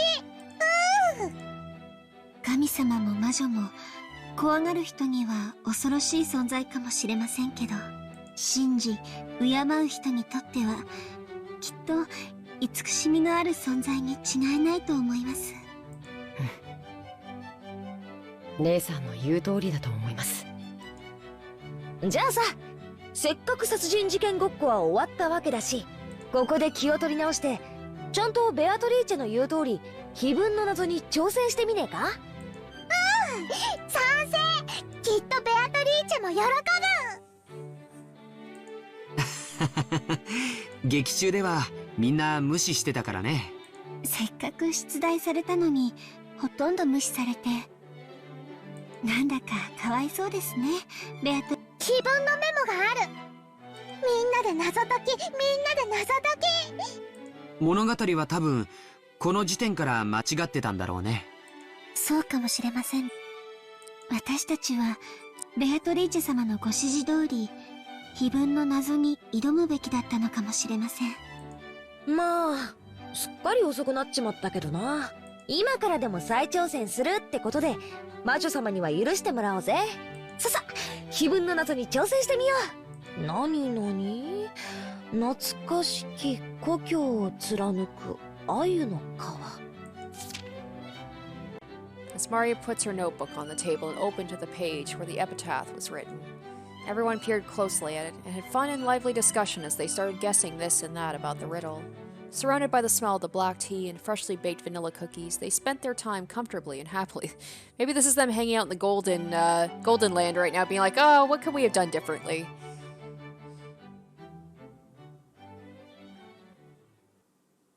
ちょいと待てよ、お前ら。Battler said in a tone that ruined the mood. His expression looked a little unhappy. What could he not like about all of this fun? お前ら、さっきから聞いてりゃ、何を思考停止してんだ？なんで魔女の仕業ってことで決まってんだよ。そんなのあるわけねえじゃねえかよ。With just those words, the happy atmosphere of the tea party disappeared in no time. I like to imagine he's literally in the Golden Land and he's still like, nah, I don't believe in witches, though. George and Jessica, and Shannon and Cannon, and Maria, all of them stared blankly, wondering why Battler was saying such weird things. Even the foolish and arrogant Battler noticed he had said the wrong thing. だって明らかに人間には無理な事件だったじゃないか。そうだぜ。 I get it, they're like most likely just like hanging out in a part of the mansion right now, but I just like to imagine that they're in the Golden Land and Battler's still just being really stubborn about it. どの事件も人間には無理なことばかり。そうですよね。だって人間じゃ説明がつかないことばかりじゃないですか。バトラ様が何を言い出すのか僕には分かりません。お前たちこそ何を口々に言い出すのかさっぱりだぜ。こんなの人間が起こした事件に決まってるじゃねえかよ。魔女なんているわけねえだろ。じゃあ私が倉庫の中で殺されてた時、顔の半分をひどいことにされていましたが、あれは人間が犯人なら、どう再現するというのですか？そりゃまあどうやったらあんなひでえことができるのか。でもあそこはバラ庭園の倉庫だぜ。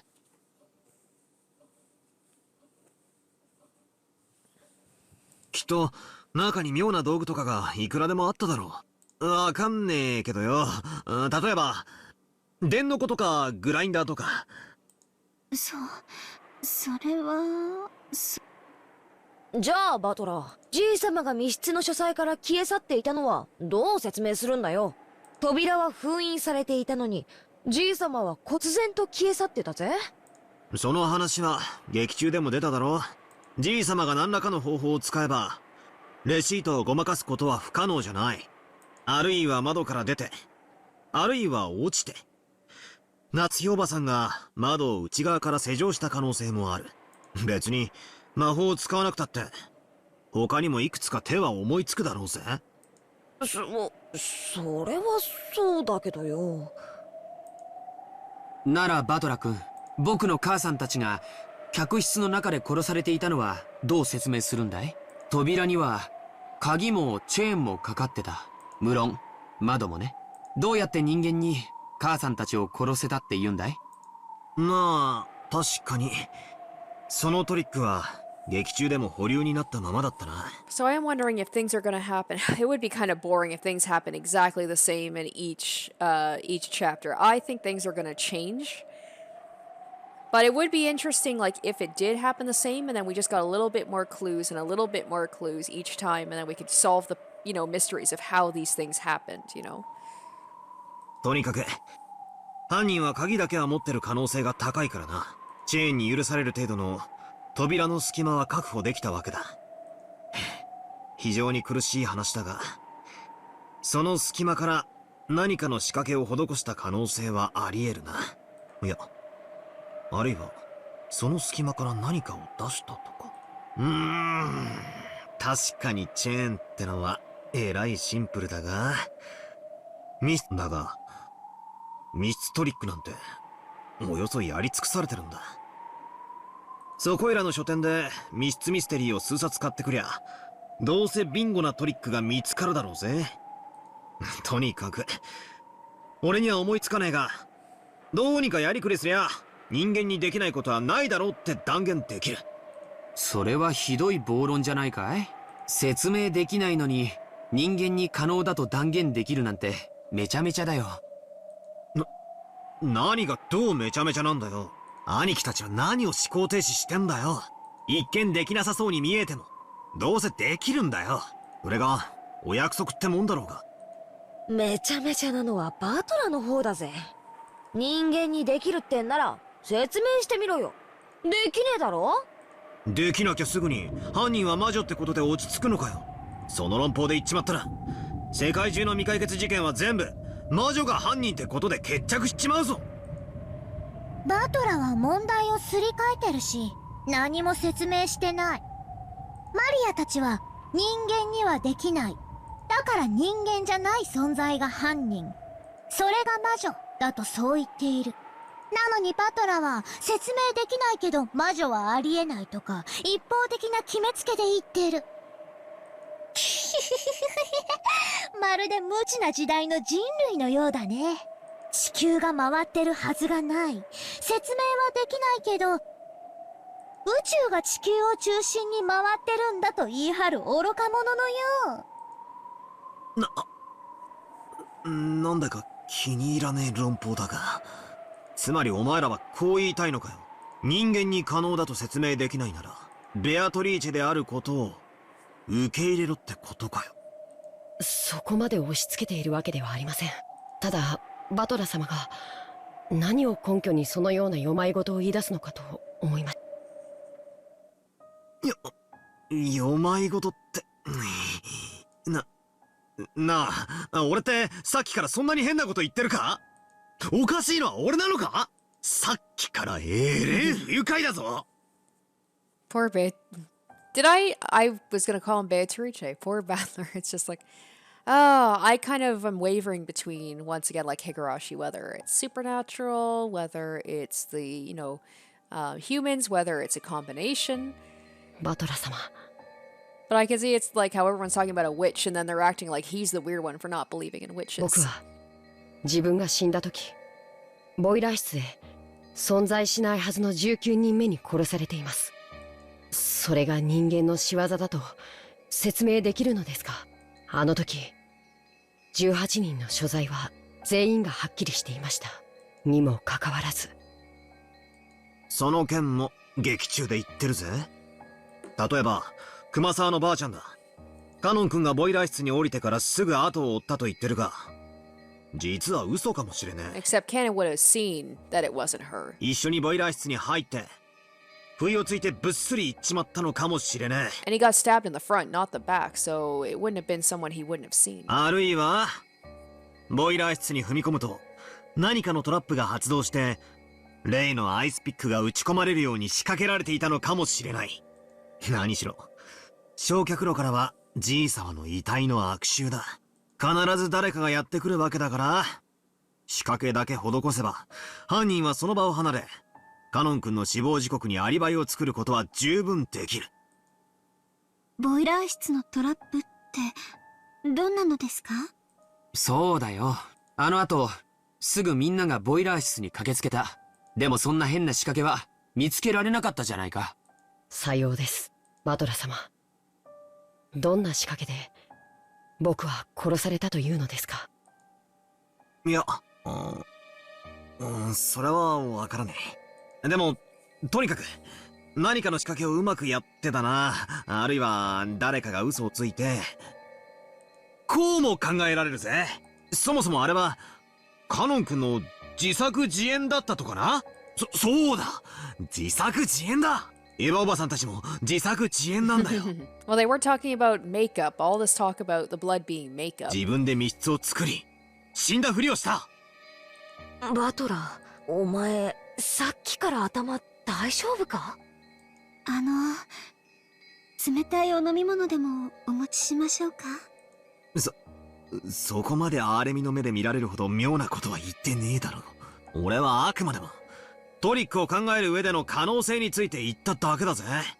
それにほら、死者が実は死んでないなんて推理物のお約束じゃねえかよ。お約束って？つまりだ、カノン君が殺された時、確かに俺たち全員の所在ははっきりしていた。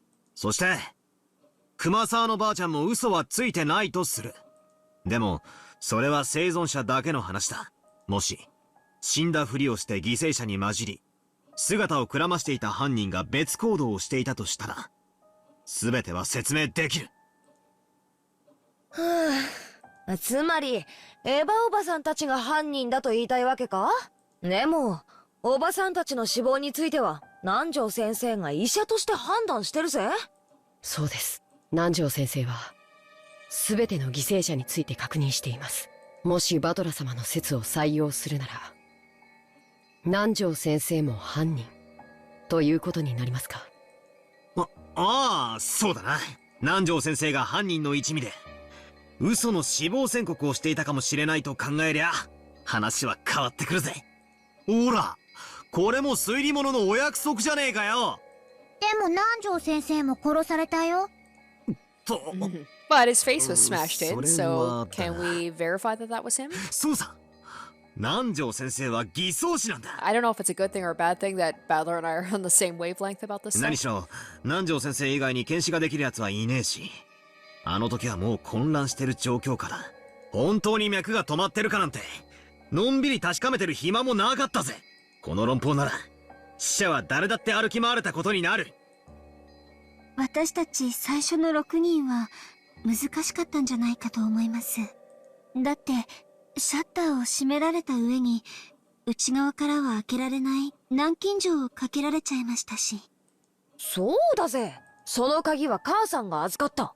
じゃあ母さんも犯人の一味だってのかよ。Everybody is the culprit somehow. いやいや、最初の6人は無理そうだが、エヴァおばさんたちは外から鍵をかけただけだろ。なら内側から開けられるし、そうさ、俺たちが部屋を出た後、窓から飛び出してボイラー室に先回りしたとか。苦しいか？あるいは南條先生も剣士を誤ったとかな。ほら自分でも言ってたぜ、剣士は誤信率が高いとかって。うまく偽装したとか身代わり死体を用意したとかで死をごまかしたんだ。方法やトリックはこれから考えるとして、とにかく19人目を否定することはそう難しいことじゃないんだ。ましてや魔女？それだけは断じてありえない。バトラがさっきからなんで頑なにみんなの中に犯人がいるようにしたいのかわかんない。つまりバトラは親族の誰かを疑いたいんだよね。そういうわけじゃねえ。ただ安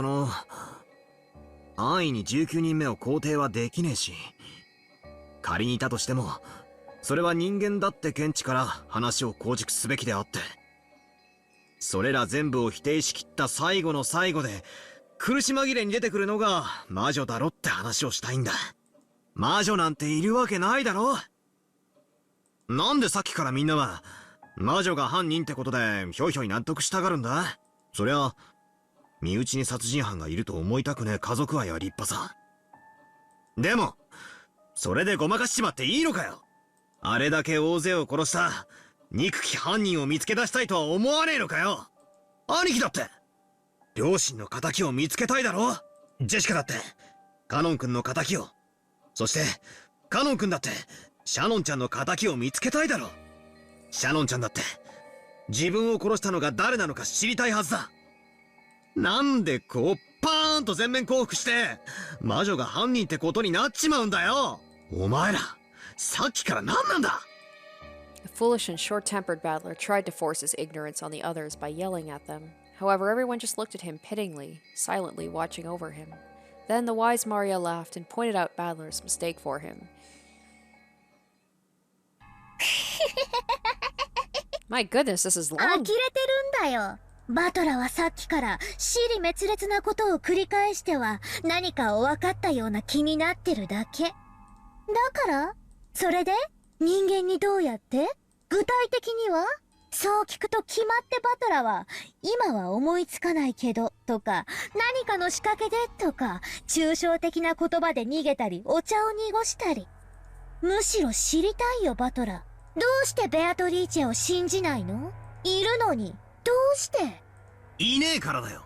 魔女なんかいるわけがねえ。 He was almost like a stubborn child refusing for no reason. The pitying gazes quietly blanketed Battler, but they didn't reach his stubborn heart. まるっきりだだっこのわがままだぜ。バトラ様、お気持ちはわかりますが、ベアトリーチェ様はいらっしゃるのです。バトラ君、どうして信じないんだい？これほどまでに状況証拠は揃ってるのに。説明できなきゃ全て魔女なんて、どうして電球が明るくなるのか、仕掛けを知らなきゃ全て魔法ってことになるのか。違うだろ。魔法じゃなきゃ説明がつかないことなど存在しない。魔女だの魔法だのってのは思考の放棄だ。兄貴たちはわからねえ事件に屈服して降参しただけなんだ。そうだろ。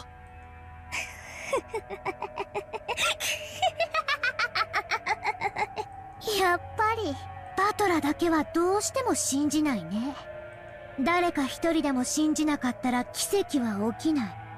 だからバトラのその猛獰な思い込みを改めさせなきゃ奇跡が、魔法が完成しないんだよ。なるほどな。ようやく一端が見えてきたぜ。つまりお前らは俺に魔女様は存在するって言わせたいんだろ。全員が認めた嘘は真実になる、そういうこったろ。あいにくだな。ここばかりはあいにくだが、そいつは全然ダメだぜ。お断りだ。お前らが俺にそう詰め寄るからこそ、だからこそ全然ダメなんだ。 This means he's gonna flip the chessboard, right? 悪いが、Yep. 最後の最後でもう一回チェス盤をひっくり返させてもらうぜ。魔女の存在を俺に認めさせたいなら、一番簡単な方法があるはずさ。それは人間にはできないから魔女なんていう遠回しな方法じゃない。魔女が魔法でやってみせた。それを俺に見せるだけの話なんだ。さらにだ、さっきマリアが言ったことが一番墓穴を掘ってる。さっきマリアが言ったことが一番墓穴を掘ってる。誰か一人でも信じなかったら奇跡は起きないってな。Did Maria actually say that? And she's like, are you thinking of Higurashi? Are you thinking of another game? 真の奇跡は誰が信じようと信じまいと勝手に起こる。たとえ俺一人が信じなかったとしてもだ。だからこそ俺が信じれば成立する奇跡も魔法も、そして魔女も嘘っぱちだってわけさ。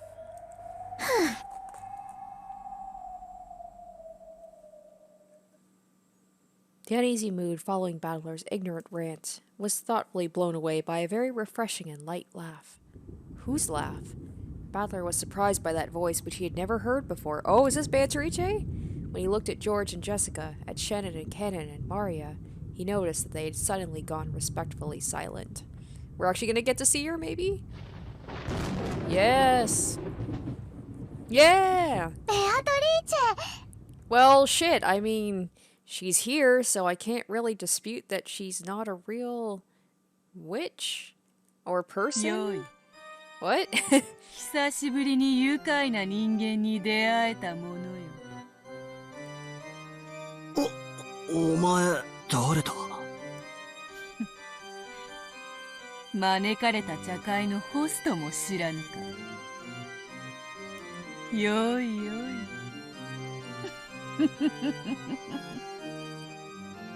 こちらのお方は1000年を生きる黄金の魔女ベアトリーチェ様にあらせられます。ご機嫌うるわしゅう、ベアトリーチェ様。バトラ君の暴言を Wow. どうかお許しください。 The rest of them got on board real quick.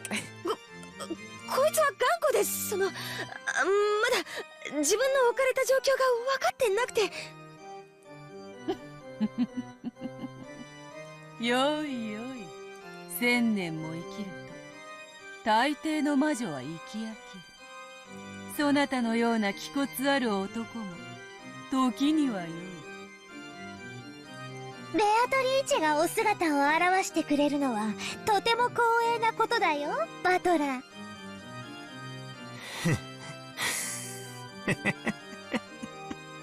こりゃたまげたぜ。I'm on Balor's side. I'm like, well, okay. Am I gonna have to flip the chessboard here, or do I just have to assume that she's real? そこまでして He's 俺 still に魔女が not 19 believing. 人目が犯人だと思い込ませてえのかよ。ますますに気に入った。だから全然ダメだぜ。 Yeah, he's gonna flip the chessboard. お前はマリアたちが主張する魔女ベアトリーチェの幻影というわけだ。そして全員がその存在を信じることでようやく存在を許される。そういう虚構の存在なんだろう。だから俺にも信じさせたい。 It's funny, it's interesting. They kind of took like the all cast review, and it seems like it's pretty par for the course, like Higurashi, and then just kind of flipped it by actually having Beatrice appear, and then you have to like rethink everything because we hadn't actually seen her until this point. 俺だけが信じないから存在できない。そうなんだろ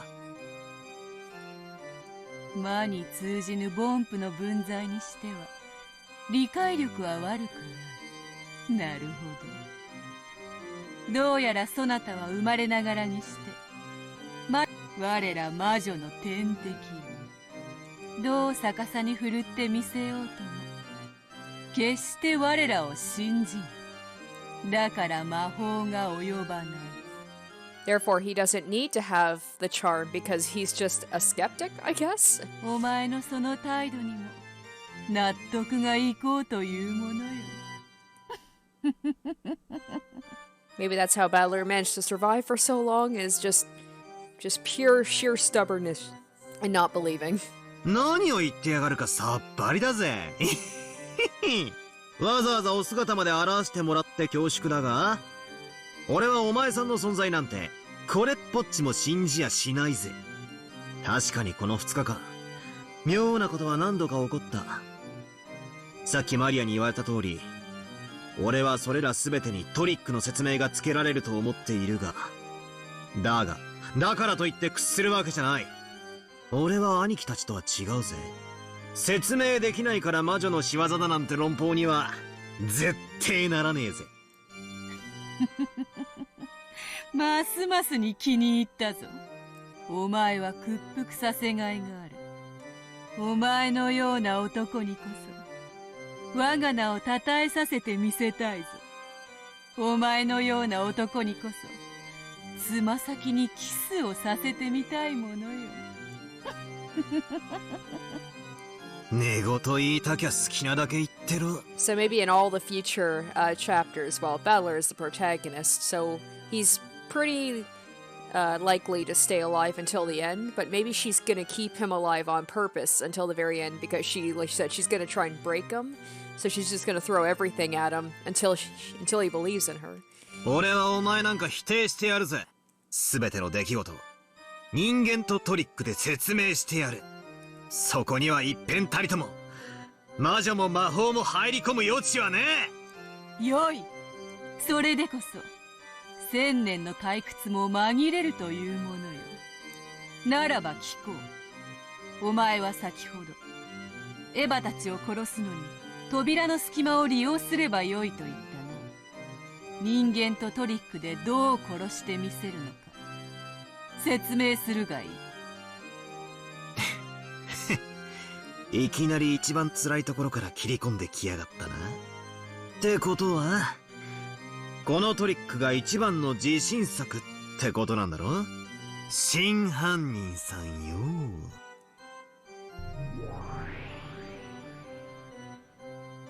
Beatrice shook her golden pipe, and 7 colors of gentle smoke trailed out of the end. The smoke quickly obscured the surroundings, and they were suddenly in the hallway of the mansion. Oh my gosh, wow, this is quite long for a post-credit thing. In front of their eyes, a slightly open door secured by a chain. Yes, it was the entrance to the room where Ava and Hideyoshi had been killed. 便利じゃねえかよ。さて、このわずかな隙間からどうして見せるのか、バトラとや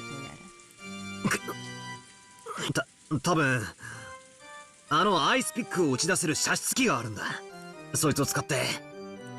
その隙間からは見えぬベッドの上のエヴァをどう Or Hideyoshi in the bathroom. そしてバスルームにこもり扉を閉めた秀吉をどう狙うのか。くそ、隙間はある。何か方法があるはずなんだ。お前に思いつかぬならわらわがやってみせてもよいぞ。ほう、魔女様ならどうやって見せるってんだよ。お手並みを拝見してやろうじゃねえか。バトラ、ベアトリーチェに口の利き方が存在。よいよい、愉快な男よ。それでこそ屈服させる楽しみが増すというものよ。そんなに俺につま先にキスをさせてえかよ。俺が降参したらな。だが見てろ、きっと俺がこのトリックを暴いて逆にてめえを俺のケツにキスさせてやるぜ。愉快な男よ。覚えておこうぞ。弱き魔女は力を得るために悪魔の尻にキスをする。それを超える屈服の誓いはないからな。そこまで言わせたからこそわらわはお前を屈服させてみたくなる。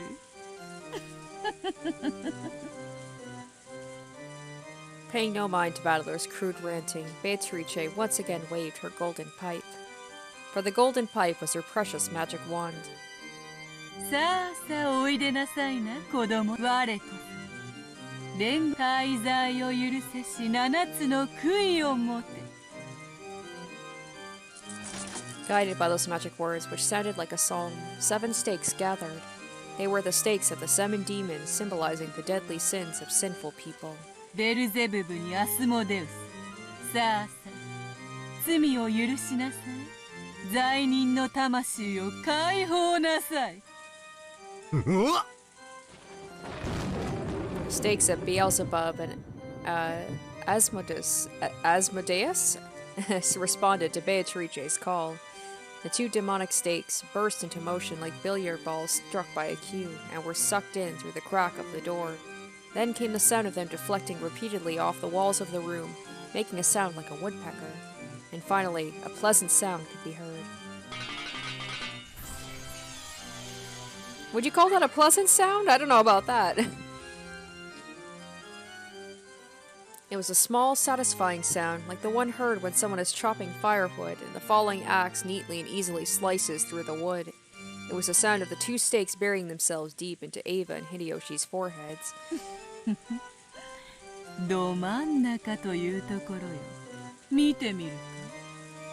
They definitely heard 2 sounds like someone's forehead being split open. Battler wasn't permitted to see it since he was on the other side of the door. But those 2 had died again, and the second time they lay not an inch apart from where they had lain the last time, with the exact same blood spray as before.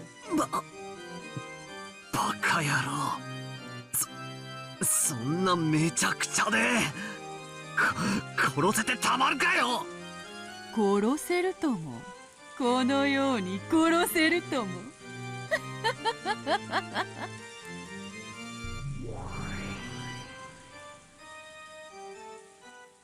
Is she gonna go through each and every death? This is gonna take forever. I know that was the one everybody had the issue with, was how did that one work? Suddenly, they were no longer in the hall, but seated at the tea party they had started from. Everyone but Balor was sitting meekly, but Kennen was moaning, fresh blood dangling from his mouth. Oh shit, such bad manners for a tea party. Satan's stake was buried deep into Kennen's chest.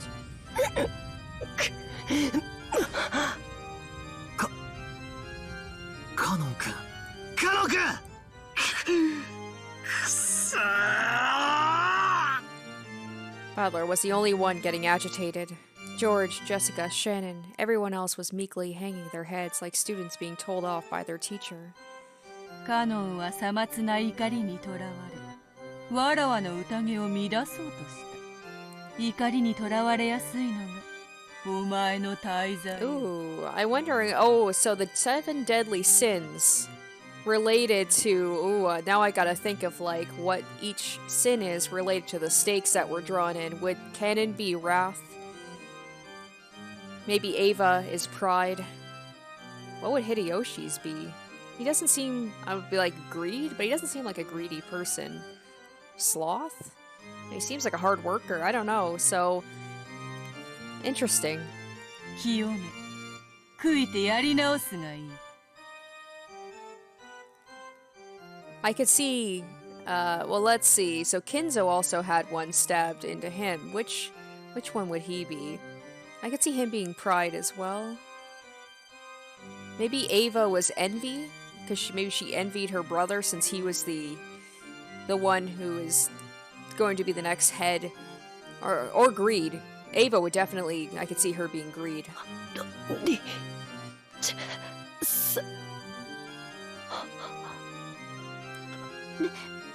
ベアトリーチェ様、どうかお許しください。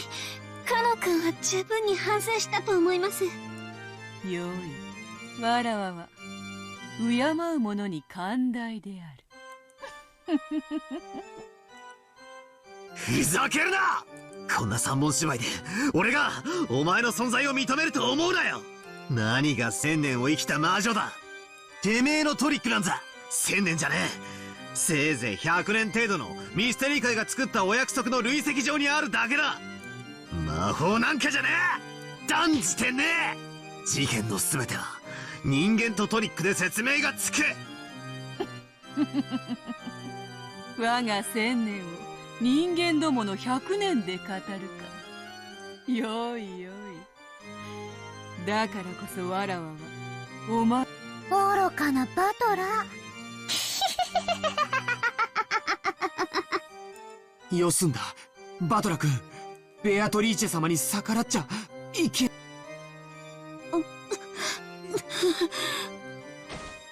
Shannon started moaning, holding her cheek. Maybe she had a toothache, but it didn't look anything like a toothache.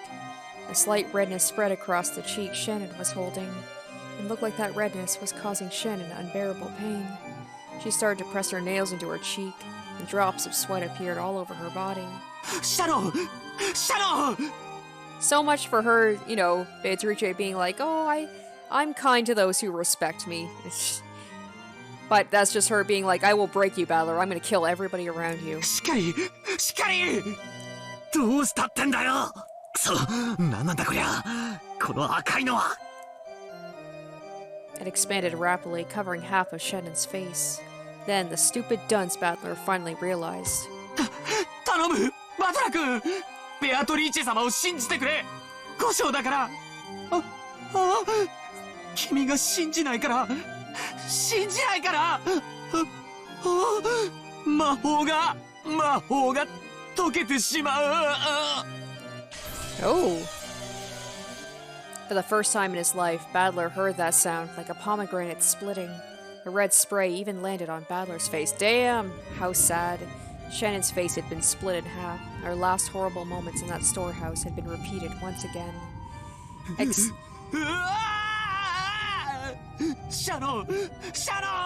Except Shannon said that her death didn't hurt, so...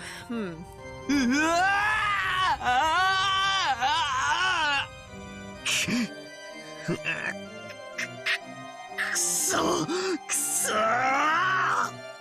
やめろシャを恥ずかしめるな。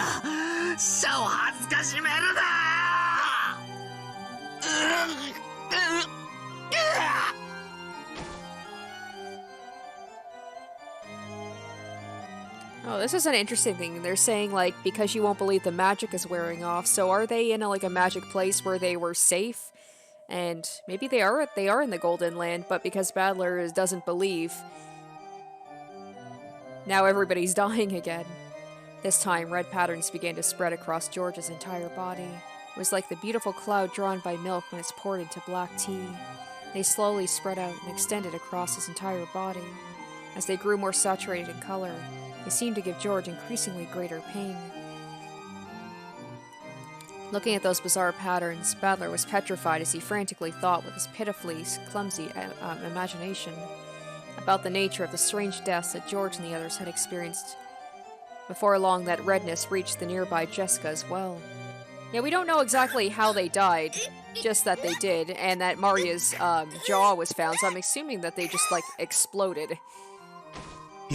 やめろ兄貴が何をした。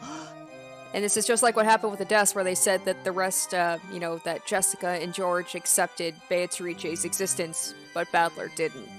ジェシカが何をした。もうやめろ。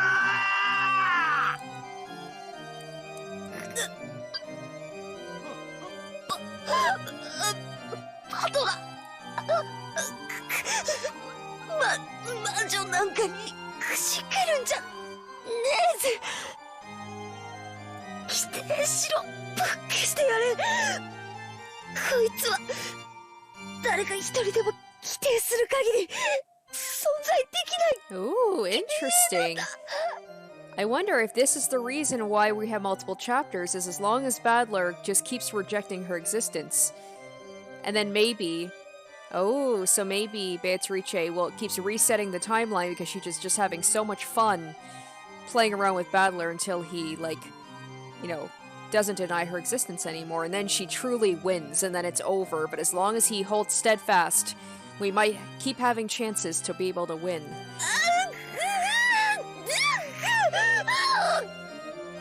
大丈夫かジェシカ。兄貴。 George was no longer shaped like a person. He looked like a pile of leftover meat after a good, delicious meat had been scraped off to be cooked. Ugh. The only traces left of his time as a human were the shape of his lower jaw and a rib cage. And it was clear Jessica, who was covered with a steadily strengthening redness, was approaching the same fate. おー、バトラ、早くベアトリーチェを信じて。じゃないとみんなの魔法が解けてしまう。マリア、お前も全身に。 Okay, so they're saying... So Jessica's saying, don't, like, deny the witch, because you... As long as someone denies the witch, she can't truly be real? Where Maria's saying you have to believe in the witch, or else everyone's magic will wear off?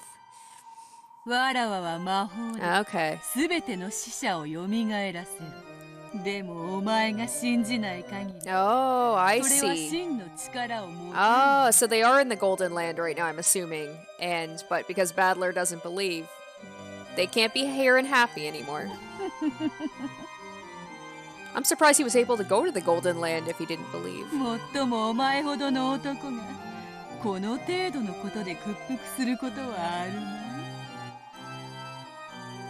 パトラ、私たちは身内を疑いたくなかった。現実から目をそらしたから魔女に屈してしまった。でもパトラなら魔女になんか屈しない。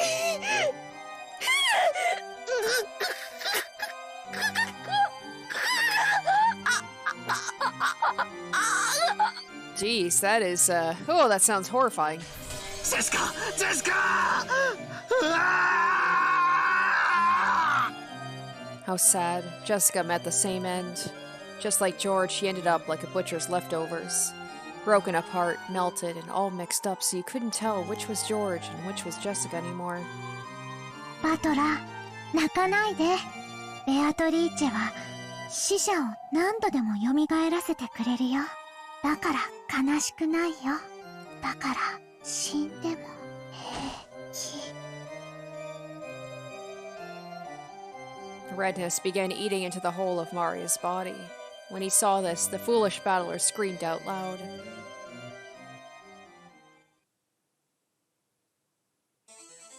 てめえは許さねえ。絶対に許さねえ。何が魔女だ、何が魔法だ。俺は全身全霊をかけてお前を否定してやるぞ。 This sounds like a boss fight. てめえを認めるわけにはいかねえ。俺をここまで敵に回しやがった以上、絶対にてめえだけは許さねえ。許さねえ、許さねえ、絶対許さねえ。よくもこの後ろ宮バトラーを敵に回しやがった。何が何でも貴様を否定してやるぞ。どんな不可解だろうと全部人間で説明してやる。てめえをこの世から細胞のひとかけらまで残さず消し去ってやる。 Ooh, alright. Damn, that was good. And now with the actual introduction of a physical Beatrice, that opens up a lot of questions and more confusion about if I can really deny that a witch exists, you know?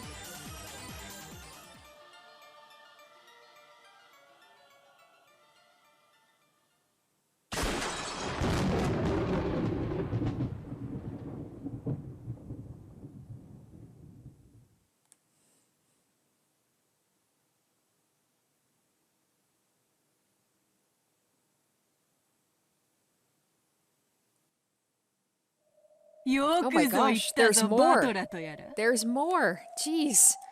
それでこそ我が千年の退屈も紛れるというもの。さあ説明するがいい。人間とトリックとやらで説明してみせるがいい。そして人間の身の程を知るがいい。我が千年を人間どもが気づいたとかいう100年で太刀打ちできるか試してみるがいい。それでこそお前を屈服させる楽しみが増すというものよ。さあ聞こう。バトラとやらマリアの手紙は、6人の殺し方は、シャッターは、レシートの封印は、チェーンの密室は、カノンのボイラー室は、 There's a lot of things I have to think about. 源氏たちの客間は、夏日の自殺は、碑文の謎は、隠された黄金のありかは。 Throughout all this, I totally forgot about the gold.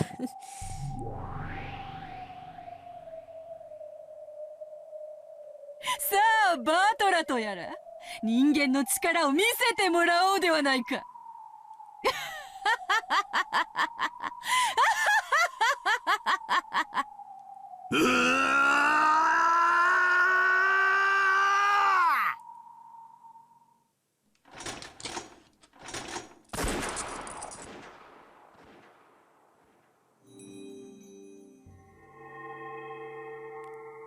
Oh my gosh, there's more. There's more. All right, let's check out this question mark, question mark, question mark.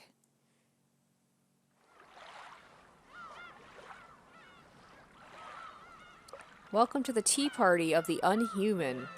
Oh my gosh, there's another tea party? This is going to be a very long episode.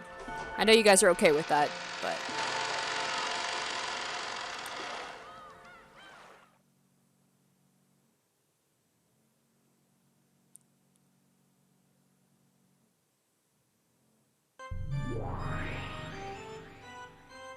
次は何の紅茶を入れようか。古今のありとあらゆる名茶を披露しようぞ。Oh my gosh! It's Rika? What? 梅干しは1パック200円のやつ。 Or someone that looks just like Rika. What the hell? 1000年紅茶をたしなんだが、そのようなものは知らぬ。つくづくこの世は生き飽きぬものよ。ベアト、そんなにも敵意をむき出しにしなくてもいいわ。私は単なる旅の魔女。あなたの領地のルールを犯しに来たつもりはないわ。Okay, so this Rika lookalike is also a witch? 敵意などみじんも。伝説の魔女、ベルンカステル教に粗相がないか。気が気でならぬだけ。Bernkastel. That is, they had the things at, oh my gosh, the Higurashi. They would have like the quotes from Bernkastel, right? 誤解があるわね。私は無力よ。あなたのような一人を100殺す恐ろしい力を持った魔女の前には全くの無力。Bernkastel? Bernkastel. Oh boy, I'm gonna have trouble with that. その無力な魔女殿が何人たりとも寄せ付けぬ力をお持ちなのだから恐れ入る。Is this like another version of Rika? And that might explain why she's able to, you know, repeat timelines. Maybe? She looks just like Rika. I can't help but think this is like a alternate world version Rika, who has the ability, you know, because obviously Rika has some sort of, and it could be because of Hanyu that she's able to do that, but she obviously has powers, right? So. かの大魔女、ラムダデルタ教を短期にて退けられたのだから。Okay, that's a name I don't recognize. Lamb. Oh my gosh, why? Why are these names so difficult? Lambda Delta. コンクラベに勝っただけよ。あの子が飽きただけのこと。ラムダデルタ教はそうは言ってなかったがな。過ぎた謙遜はかえって醜くもあるぞ、ベルンカステル教。The way she said it, I was like, all right, you guys, can you maybe help me out with the pronunciations of these witch names? あの子は恐ろしい力を持って一人を必ず殺す力。しかしこの世に必ずは存在しない。1をいくら割ろうとも決してゼロにはできぬように。あの子はそれを限りなくゼロに近づけ、限りなく絶対を生み出す力を持つ。あんな恐ろしい魔女と戦うのは二度とごめんよ。しかしそなたはゼロでない限り必ず成就させる力を持つ。この世に必ずは存在しないとのたまう今日ご自身が必ずの力をお持ちでおられる。恐ろしい恐ろしい。Is this power the power to repeat timelines or to change fates, perhaps? 一人を Oh, 無 power 限 to に kill a 殺 person す力。 endlessly. 私はあなた Oh, の方が恐ろ she's し talking い about けれど。 Beatrice. ご冗談を。そなたから見ればこんなのはさまつな力。褒めても何も出ぬとはまさにこのこと。世辞は滞在費代わりに、私はかけらを渡り、 Oh, the 対決から fragments. 逃れ続ける逃亡の旅。 That sounds like Rika. Running from boredom, repeating the same timeline over and over again. あなたが面白そうなことを始めたと聞いたから、やってきただけのこと。I love she's like, oh, the Higurashi world's getting a little boring. Let me wander over to Umineko and see what's going on over here. あなたが面白くなくなったら、勝手に出ていくからご心配なく。大ベルンカステル教にご降覧いただけ、このベアトリーチェ、強越至極に存じるぞ。してご感想は？ラムダデルタはとても残酷で恐ろしいけれど理解できる子だった。あなたは一見慈しみがあるけれども全く理解できない。だからあの子よりずっと恐ろしい。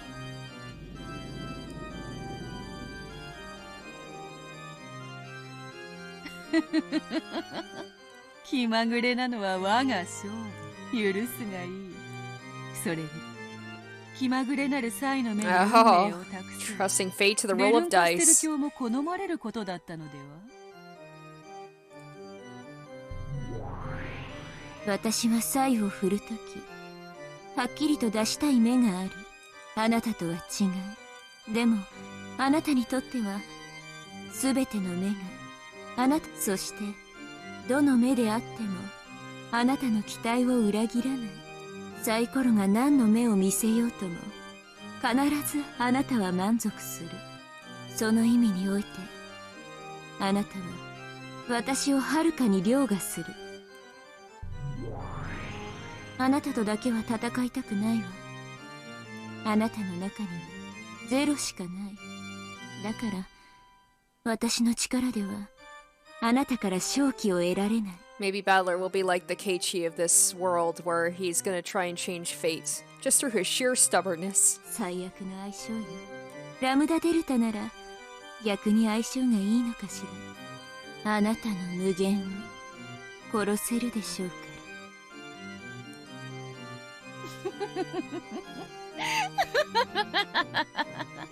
ら。やはり紅茶を飲むなら魔女とに限る。退屈しない。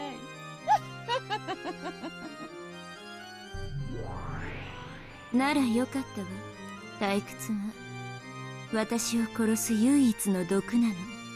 だから私を殺さないでね。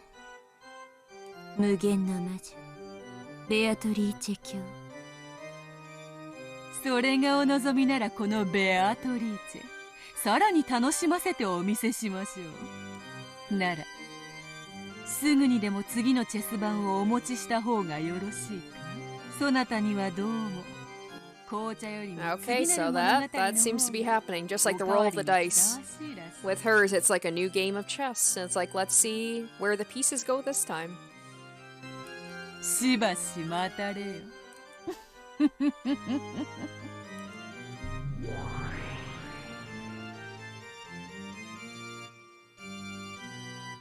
あなたも厄介なのに好かれたようね。力を貸してあげたいのは山々だけれど聞いての通りあの子の力と私の力では相性が悪いの。おあいにくね。でもさすがに気の毒だから少しだけ力を貸してあげるの。まず Oh, is she gonna explain like the rules of this world?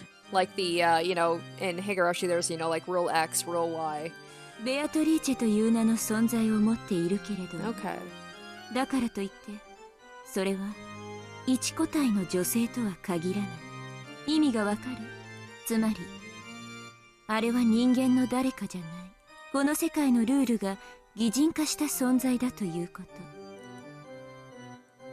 あの子を倒すには Okay. この世界のルールを暴き、 Just like with Higurashi, there's certain rules that have to be followed. それは例えるならルールを知らないチェスを観戦しながら学んでいくようなもの。 The problem is I know nothing about chess. まずはチェス盤を見渡しなさい。そして駒の動きと役割に気づきなさい。そしてあの子のゲームの勝利条件を探りなさい。それらが暴けた時、そこにあの子の心臓がさらけ出される。あとは引き裂くも握りつぶすも思いのまま。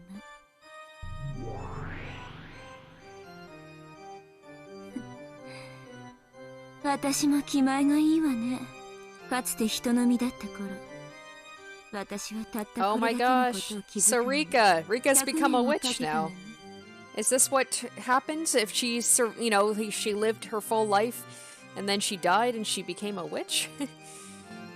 これはベアトに囚われた哀れなあなたへのささやかな選別。さながら一本のスプーン。スプーンはスープを飲むのに使うだけじゃない。あなたを閉じ込める赤狼を掘り抜き、魔女の目玉をえぐる武器にもなる。もちろん永遠の赤狼の中で水のようなスープを延々とすすり続けるのにも使えるだろうけど、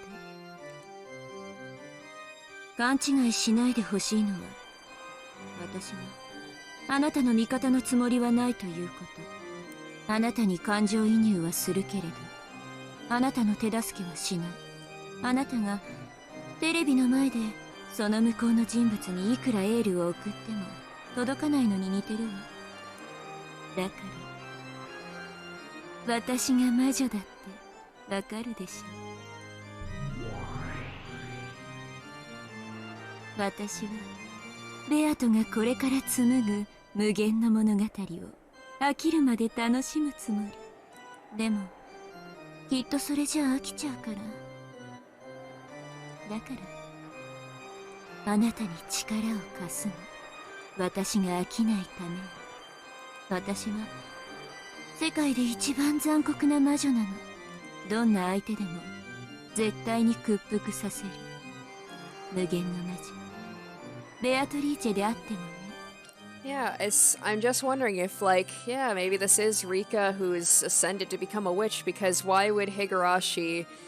There's got to be that connection, right? Why would Higurashi have quotes from this Bernkastel? Maybe it's Rika looking back at those timelines and commenting on them, and they become, like, I don't know. This is very interesting. お前は私の駒よ。 She's like, I'm tired of playing dice. I want to play chess now. せいぜい頑張りなさい。あの子の目を盗んで時折助言を与えるわ。私を退屈させないでね。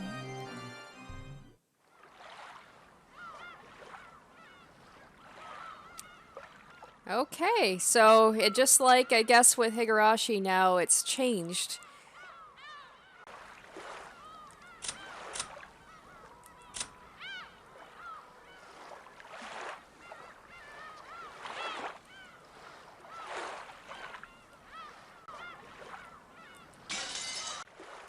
Okay, that's interesting. Battler missing, the fool who spoiled the world where everyone could have been happy. Beatrice is very angry, but for some reason she looks like she's having a lot of fun. Almost as if he's the first fun new toy she's had in 1,000 years. If only this idiot could just hurry up and see you like the rest. It's yeah, like obviously it's Maria that's talking because the little kee-hee-hee-hee, things like that. And it's interesting, so you can choose to like execute and then you resurrect them, right? So let's see what happens. So let's execute Maria. Missing. Hee. And then Jessica executes. Missing. Even though she was given a precious invitation to the Golden Land, a single idiot refused to believe in the witch and all the magic went away. Afterwards, she was chewed to bits by demons and went to hell. And George, execute. Even though he was finally reunited with everyone and all were getting along so well in the Golden Land, all that magic was spoiled thanks to a stubborn idiot. Afterwards, he was chewed to the bone by demons and went to hell. And then we got Beatrice, the Golden Witch who has lived for 1,000 years. She has already surpassed the limits of humans, and it's said that she will appear in response to a human's summons, just as demons do, to lend them her power for a price. Likes black tea and ice cream, hates boredom and those who deny her existence. And then over on the witch's side, and then we've got Bernkenstel, the Witch of Fragments who's lived for 1,000 years. It's said she lives in a world where concepts like fate and possibility can be made visible, observes the fate of humans, and sometimes interferes. In other words, sometimes she's you. And also your only friend, understand? Likes wine and spicy food, hates boredom and those who never learn. That definitely sounds like Rika. A lot of stuff here. Then we got new tips here. Alright, the 7 stakes of purgatory. Stakes containing the 7 magics that represent the 7 deadly sins. They bury into the desired location on the target with unparalleled accuracy, following their user's orders. Since they flit about at ultra-high speeds and change their trajectories freely by bouncing off walls and the like, they have no blind spots and will hit their targets without fail, no matter what form of cover they might be hiding behind. Additionally, their power can be tuned to the part of the body they will strike. Extremely powerful as weapons, but they cannot target pure people who have not committed one of the 7 deadly sins, or those who have a strong resistance to magical power. Okay, so interesting. So, none of the people, the 6 people that first got killed, had stakes in them, right?